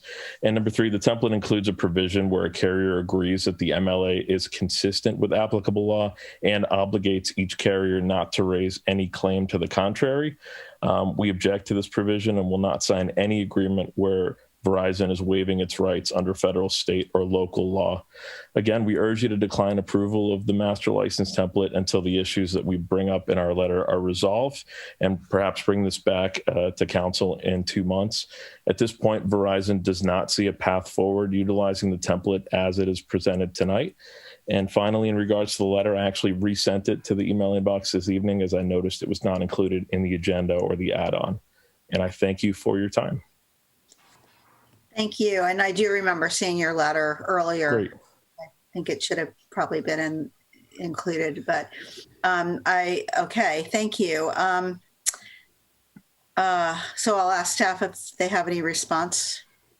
Yeah, I mean, we're going to kind of tag team on this. I mean, I first want to say the letter we did receive from them was February 23rd. So it was actually before the packet went out. So I just want to clarify that. But it was sent to the mayor and council list. On I'll take the deposits first because that's something I think the city should respond to, and then I'll ask our Gail at BBK to go ahead and respond to the other two items. The first is the deposits, and we currently have 2 deposits, but they're just deposits. They're not fees. So I just want to emphasize that this is something new that we don't have yet in the city in terms of how long it takes to process things. And we have 2 deposits because we wear 2 different hats, similar to kind of public land transactions where it's actually, there's a regulatory process, which is, hey, here's a permit. Does this meet our guidelines? And other regulatory process. And then there's another process, which is more the property owner hat. Can we allow them to use our right of way and our facilities? So we have the 2 deposits. Again, we only charge the time that we need to process both kind of a property owner transaction and a regulatory permit. And we will refund the money that we don't use. That's standard practice in planning. And, if it turns out that we don't take very much time to process these, it's something that's new that we don't have experience yet in, then we can always change our fee schedule, and we can always change the deposits to be something smaller. So I just wanted to explain that. And Gail, do you want to go ahead and take the other 2 items? Sure, happy to. So on the first one, Verizon mentioned about that the city may approve or disapprove of the application in its sole discretion. Actually, they're not reading the full section. And so they had made those kind of comments in prior discussions or prior rounds of commenting. And we actually we thought we had addressed that question or that concern. I'll just read what the current language says. And it's in section 4.1.3. It says licensor may approve with conditions, or disapprove of an application in its sole discretion, subject to applicable federal and state laws. And then it goes on. And Verizon objected to the use of the word sole discretion and said that, it should be subject to applicable state and federal laws. We think we've achieved that with the addition of that language. So we think that concern was addressed. The other concern is that we do have, this has been a lengthy process, in negotiating these terms. We've also had a lot of, there's been a lot of litigation with wireless companies over applications and contracts. And so we thought it prudent to include a provision that basically says if you sign the agreement, you're not going to sign it and then the next day sue us over something in the agreement. You're just going to live with the agreement as it is for the initial term. And so that's the provision that they're objecting to. But I do believe, and I've worked with dozens of communities around the state and in other states, I do believe that there are instances of other cities where Verizon did accept that language. It may not be in this immediate area, but certainly in California. And so I think that's something that can be worked on or addressed maybe through some more discussion after the template is approved. And I think it's a resolvable issue. Okay, thank you. So I don't see that there are any other public speakers, so I'm going to close public comment. Councilmember Wahab. Thank you. To our city manager, our Director Ott. Yes. Yeah, sorry. So I just wanted to understand, once we approve it, we will still be in conversation or per each individual vendor, correct? That's correct. Oh, go ahead. No, it's good. I was just going to say the whole point of approving the master license agreement is so that we don't have to bring back individual applications, and it helps expedite these applications for these providers. Otherwise, we would have to individually come back to the council for individual approval for each one of them. And so this gives staff the latitude within, the approved master license agreement to be able to just go and negotiate for each individual pole or installation, as opposed to having to bring each one of those contracts back to council for approval. And just for clarity, how much does it cost to rent one of our poles? It's actually set by the FCC. We don't have any latitude. Is it 260 or 240? I'm just blanking. 270. There is an escalation clause. 3%. Yeah. So it escalates, but it's set by the FCC. So we don't have discretion over setting that rent. Yeah. The $270 is what the FCC calls a safe harbor. What they've done is they've said that you can only charge your costs. You can't charge just a negotiated market rent.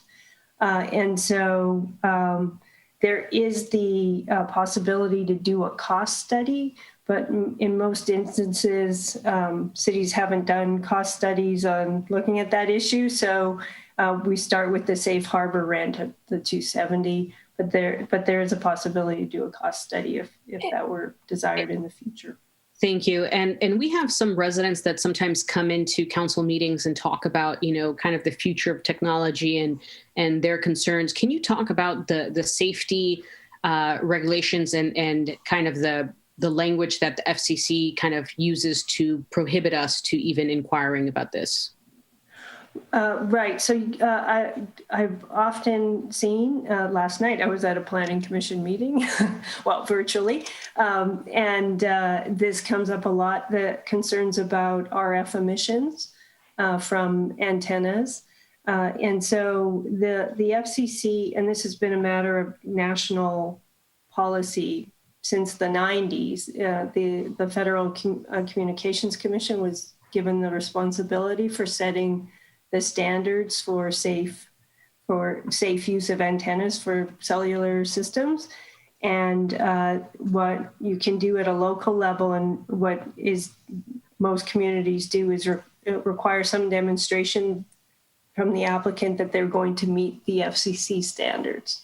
Okay. And that's about all you can do. You can't set your own standards or regulate locations based on concerns about RF emissions if the applicant can demonstrate that they're meeting the FCC's or complying with the FCC standards. Definitely. No, I appreciate it. I do just want to inform the public that, we do need to kind of ensure that the infrastructure of the city of Hayward regarding technology is there for the 21st century, for businesses to come in, for, you see the huge digital divide and much more. With that, Mayor, I'll move the item. Okay. Is there a second? Second. Okay. I heard Councilmember Zermania. I saw Councilmember Marquez's hand. I'll go with Councilmember Zermania. Sorry. So motion to approve staff recommendations made by Councilmember Wahab, seconded by Councilmember Zermania. Anyone else want to comment on this? Councilmember Zermania. Yes. Are we, and this I guess is for Gail and Jennifer, and let's see, should we not concern ourselves too much with the comments by Paul from Verizon? So I think I addressed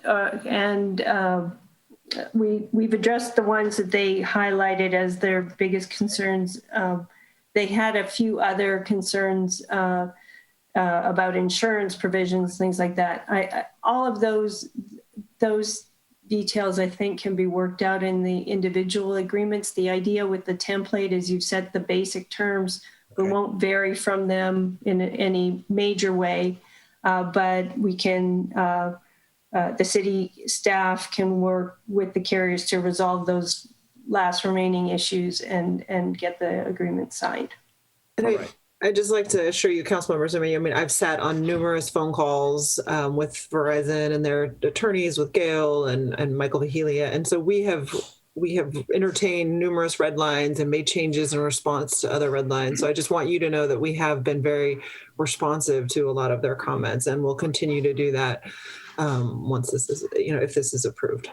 And I wonder why only Verizon, T-Mobile or AT&T, why didn't say anything to only Verizon, but that's what it is. The fact that this is something that will help everybody in our city of Hayward be more technology savvy and more Wi-Fi and more wireless technology, I think is tremendous. So it's gonna benefit all 165,000, if maybe more, of our Hayward residents. So thank you very much for the work done on this, Jennifer and Gail. Council members, Armenia, is that the Spanish pronunciation of Wi-Fi? Wi-Fi. Wi-Fi. Okay, thank you. Wi-Fi. Learned a Spanish word. Okay. I don't see any other comments. So with that, on the motion by Councilmember Wahab, seconded by Councilmember Zermeño, Madam City Clerk, will you call the roll? Yes, Madam Mayor. Councilmember Andrews. Aye. Councilmember Lamnin, absent. Councilmember Marquez. Yes. Councilmember Salinas. Yes. Councilmember Wahab. Yes. Councilmember Zermeño. Hey. Mayor Halliday. Yes. Thank you. Motion passes with 6 aye votes and 1 absent. So with that, moving right along, we are now at item number 7, which regards a planning commission vacancy. Acceptance of the resignation of Mr. Gary Patton from the Planning Commission effective April 1st, 2021, and direction on the process for filling the vacancy.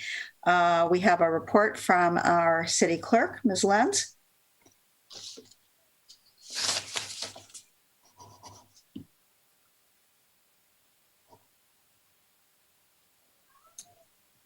Yes, Madam Mayor. I apologize for the delay. This is switching views here. Can you see my screen? Can you see the entire screen? Perfect. Yes, but it's not in PowerPoint presentation yet. Okay, let me try this again. Sorry.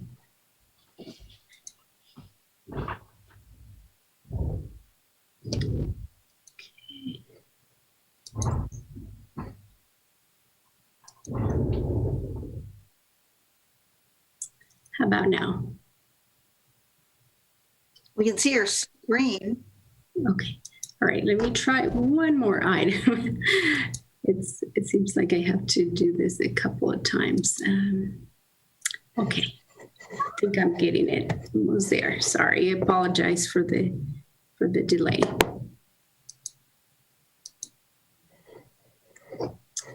Okay.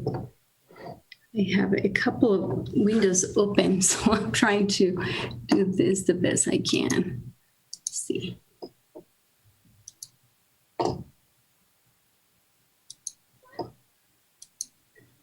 How is that? Much better. It's clear. Thank you so much. Again, good evening, Mayor, Council, and attendees. I don't think we have too many attendees at this time, but as Mayor Halliday mentioned, this pertains to the Planning Commission vacancy. And I'm going to go to the next slide. As you know, with this item, staff is seeking action by the council on 2 items. One is to accept the resignation of Planning Commissioner Gary Patton, effective April 1st, 2021. And second, to direct staff to fill the vacancy. Just wanted to mention that we have received the resignation letter from Mr. Patton, and we have also confirmed that he is willing and able to attend Planning Commission meetings through the end of March. So his resignation will be effective April 1st, and the vacated term would end September 2022. Since the city received the resignation letter, we have heard from planning staff as well as members of the city council on options for filling the vacancy. As you could see on the screen, there are the 4 options that we have considered. One would be to conduct a special recruitment. The second one would be to utilize the 2020 Planning Commission applicants list. Third one would be to fill the vacated seat during the 2020 appointment, the recruitment and appointment process, which is scheduled for September 2021. And another option would be to appoint former Councilmember Mendel to fill the vacated seat until September 2021. When we are looking at conducting a special recruitment, we want to mention that that would limit the community outreach to only social media and would not benefit from outreach via water bill inserts, which usually takes 2 to 3 months to reach the entire city. Utilizing the 2020 Planning Commission applicants list would involve contacting the applicants, confirming eligibility and interest, and determining the interview and selection process. Now, leaving the seat vacant until filled during the recruitment and appointment process concerns planning staff who anticipate a few public hearings and work sessions in the next 6 to 9 months, which we have been told that it would involve key development sites, cannabis businesses, and initiatives that would benefit from work session discussion and feedback from the Planning Commission. Not having a 6-member commission can be problematic in acquiring quorum if not all commissioners are able to attend due to illness or conflicts to participate. Now we have considered the option of appointing former Councilmember Mendel to fill the vacancy until September 2021. That seems to be based on feedback received. That seems to be the best options since he is available and willing to serve. It's worth noting that he has served previously on the council as well as the Planning Commission, and that would definitely be an asset to the Planning Commission. Therefore, based on the feedback received, staff is recommending that the council adopt the resolution accepting the resignation of Planning Commissioner Patton, effective April 1st, 2021, and appoint former Councilmember Mendel to fill the vacancy until September 2021, and amend the resolution to include this action. Now, should council decide to appoint former council member, his appointment would be effective April 1st, 2021, and his oath of office would be administered prior to his first Planning Commission meeting. That concludes the report, Mayor, and I'm available to answer any questions you may have. Okay, and I'm just going to start with one I have about the proposed resolution, which basically I think should be, if this is approved, that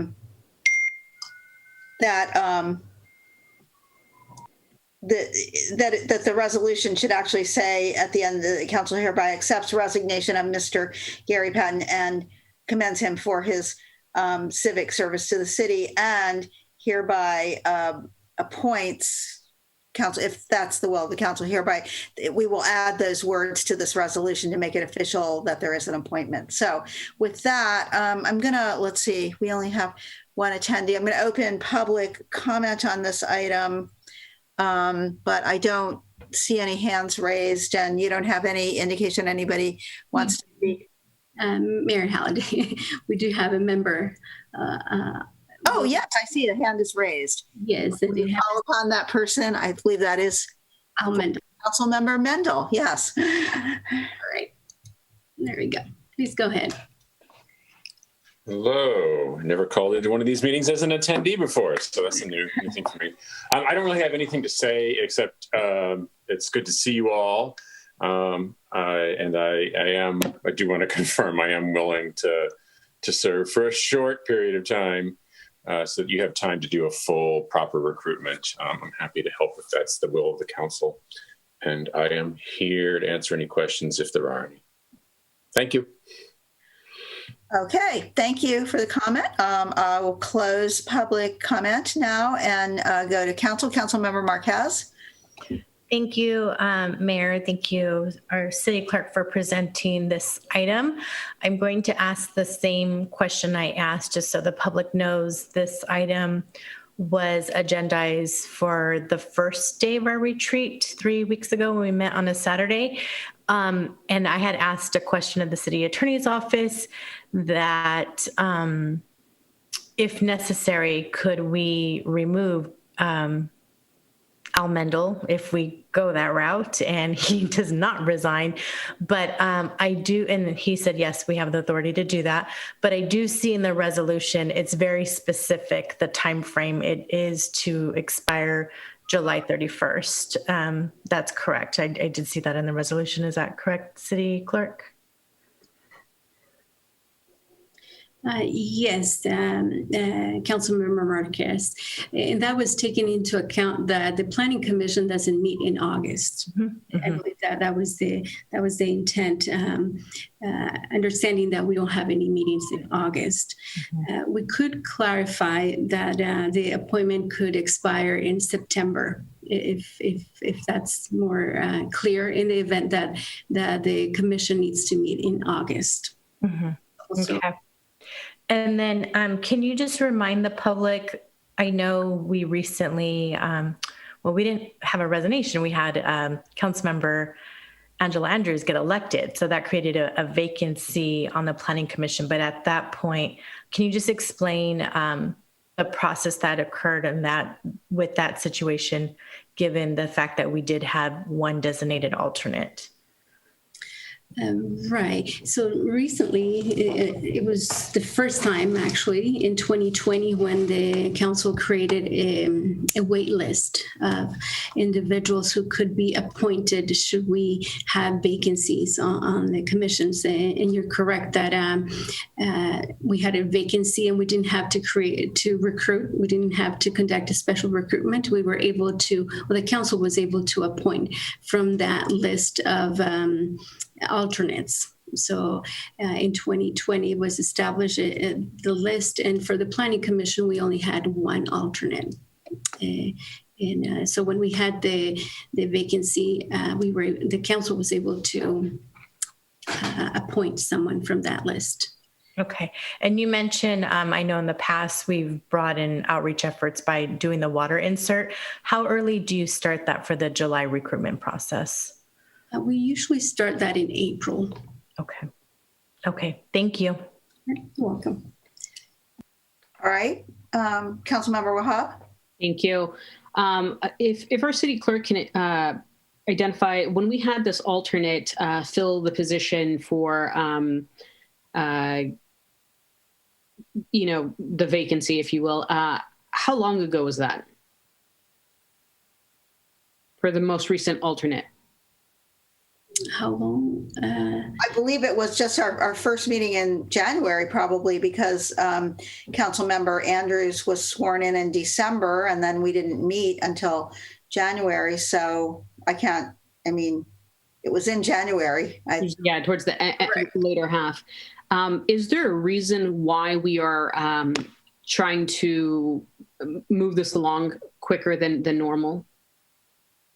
There are a number of items that are coming before the Planning Commission this spring that could potentially be controversial, and having an even number of commissioners might be problematic if there is a need to have a vote that does not end up being 3-3. I think the council can acknowledge that. That's happened on a couple of items with the council in the past year. So the staff knows of some applications, some major applications that are coming forward in the next couple of months, where it would be very beneficial to make sure that we have an odd number of planning commissioners.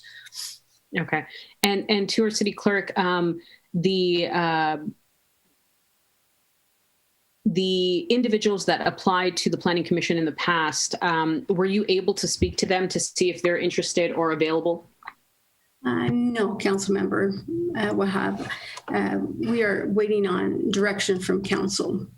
What I was able to do for this staff report, I provided the list of 2020 Planning Commission applicants, but I haven't made any contact.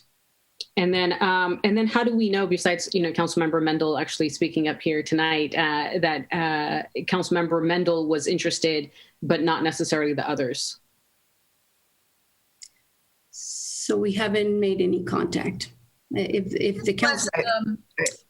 I think it was brought up just because of the very short time frame, and council members' past experience serving on the Planning Commission usually takes a little bit for a new person to get up to speed. So this would enable and facilitate decision making in the next couple of months. The reason why I ask is because at that retreat, Councilmember Mendel was considered the option for the meantime, without any necessarily conversation. It was stated that Councilmember Mendel has also agreed that he would be willing to for a short time. I just want to understand how the thought process, how the communication happened, because I was not transparent to it. I know the public was not as well. So if somebody can... I think this was a situation where I had happened to be watching a recent meeting of the Planning Commission where Planning Commissioner Patton made his announcement that he was going to be resigning as of April 1st. And I thought, because we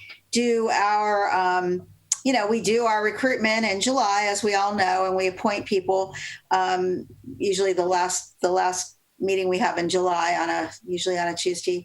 And that, it was going to be a problem to, we were either going to have to let this position go until then or do a really fast recruitment right now, which is a little bit problematic given everything going on right now with staff. And it just was, I will say that it just was something that I was talking with someone, I'm not going to say, but, it just kind of came out of that would be a good, and it was not council member. I will say it wasn't council member Mendel that I was talking to, or former council member Mendel. But it just, I thought how that would be, it's kind of suggested as well, you could do that. And I thought, that would solve a lot of problems. It would be a quick, it would be something that we know this person, this person is vetted, Councilmember Mendel. He's served on the Planning Commission. He's served on the council for 8 years. He knows what our current thinking is regarding planning issues. He's been involved in things as a council member, and therefore, if he were agreeable. And so then I talked to him to see if that was something he would be willing to do for a very limited period. And he said he would be willing to do that. And I think, and that way we can really open this up and do our regular recruitment in July to fill the remaining 2 years of Planning Commissioner Patton's term with someone who would then start in September. And I would make this appointment through the end of July. We will be choosing commissioners. We basically appoint them. I know they then need to go and be sworn in, but do we take a second step of appointing after we take the vote when we're following the interviews? We do actually. They do come and get sworn in usually at City Council. However, so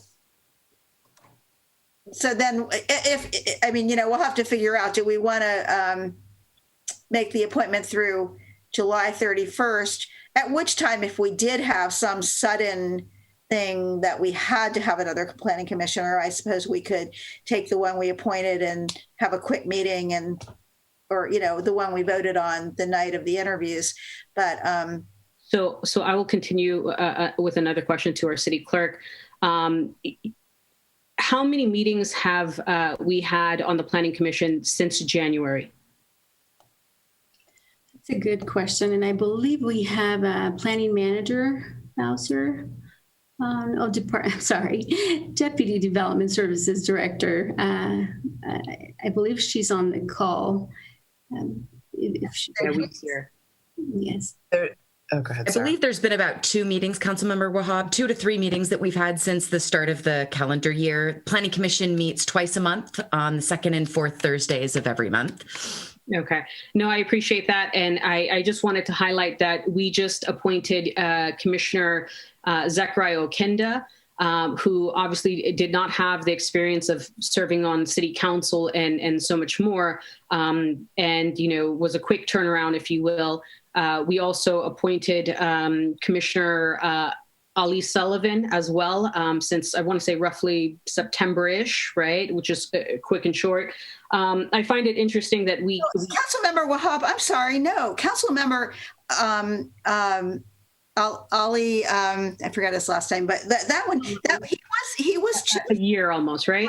Our recruitment in July. Yeah. So, and this is what I'm saying. And Planning Commissioner Okenda was also chosen at our, after our recruitment. Alternate, yes. I'm talking about when City Council approves it when it comes on consent.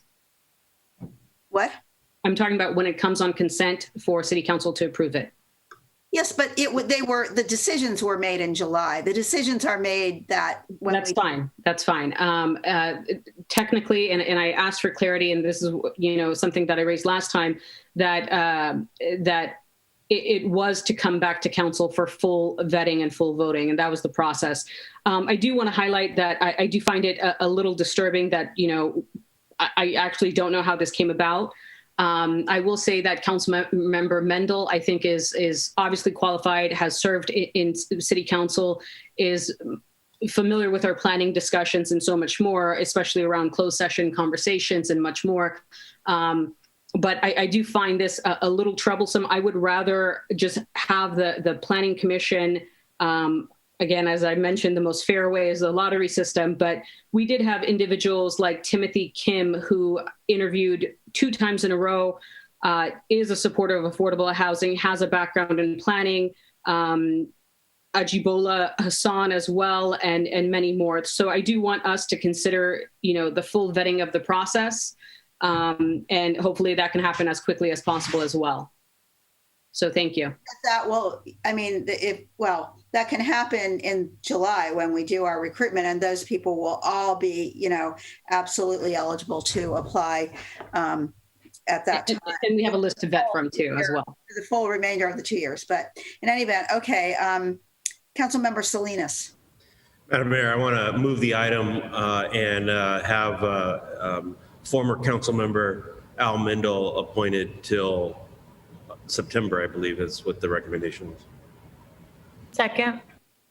Okay. The motion has been made to appoint Councilmember Mendel to fill the term of Planning Commissioner Patton from the time of his resignation, April 1st through, did you say the end of July? September. September. Until, how about until a new planning commissioner is installed in September? Or, yeah. Yes.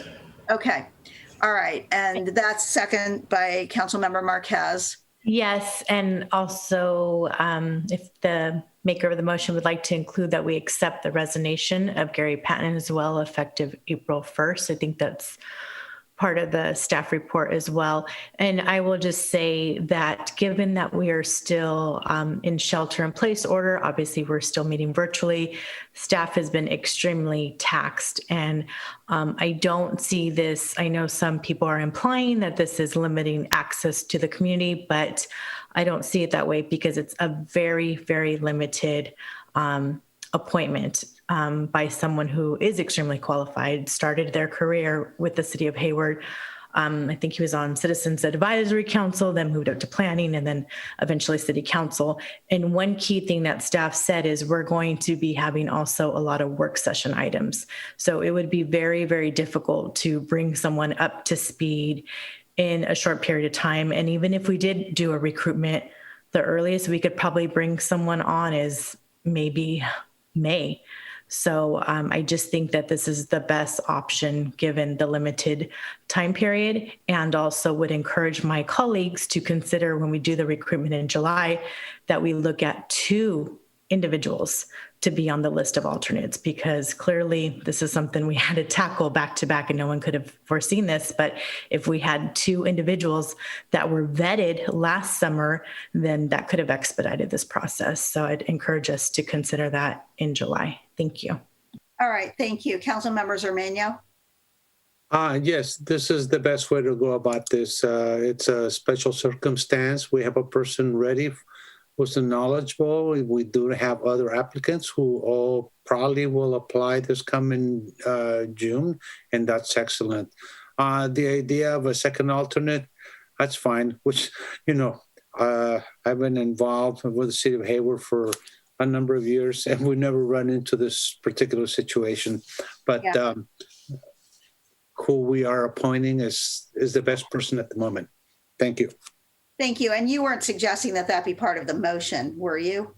That this is the best person for the motion? No. No. I was looking at Councilmember Marquez about the second alternate.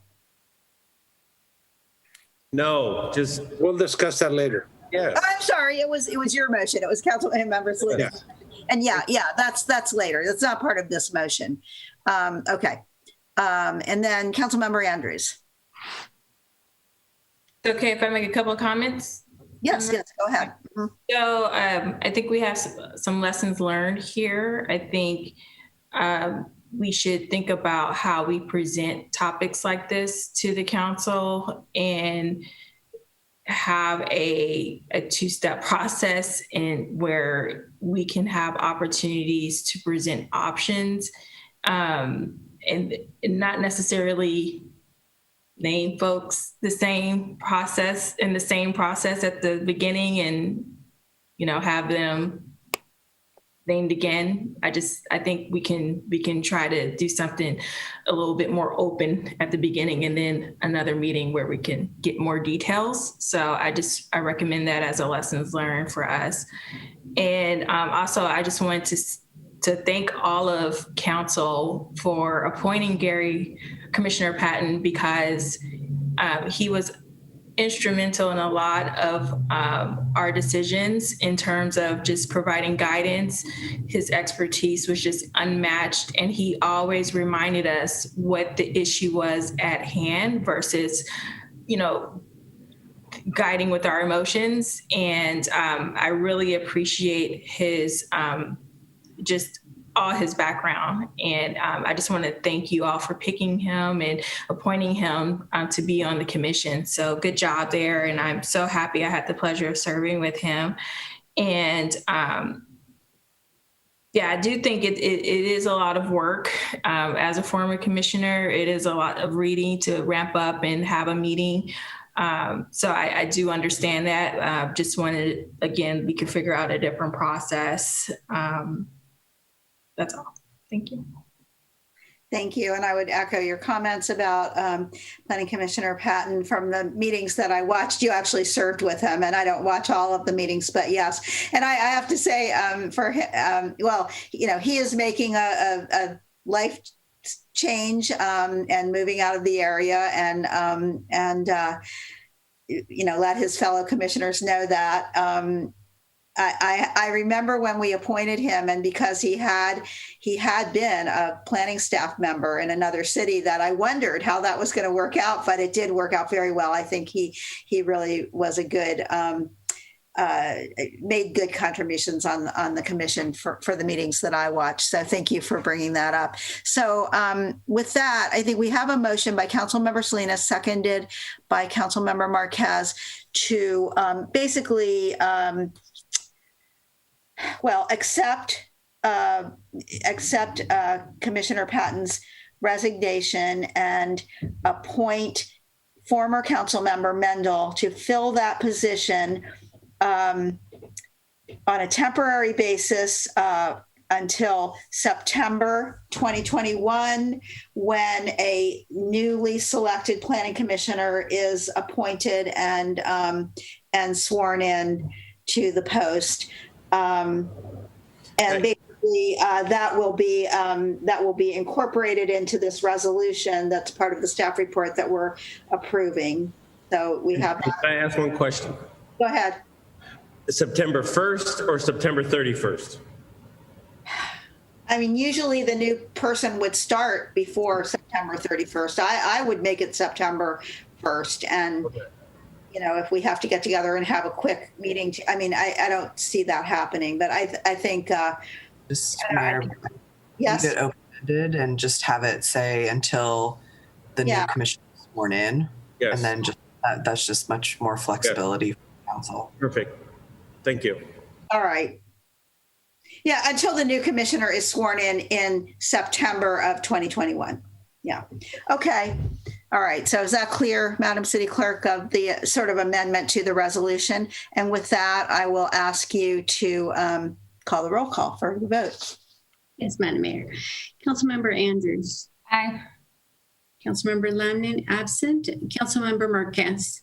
Yes. Councilmember Salinas. Yes. Councilmember Wahab. I'll be abstaining. Abstain.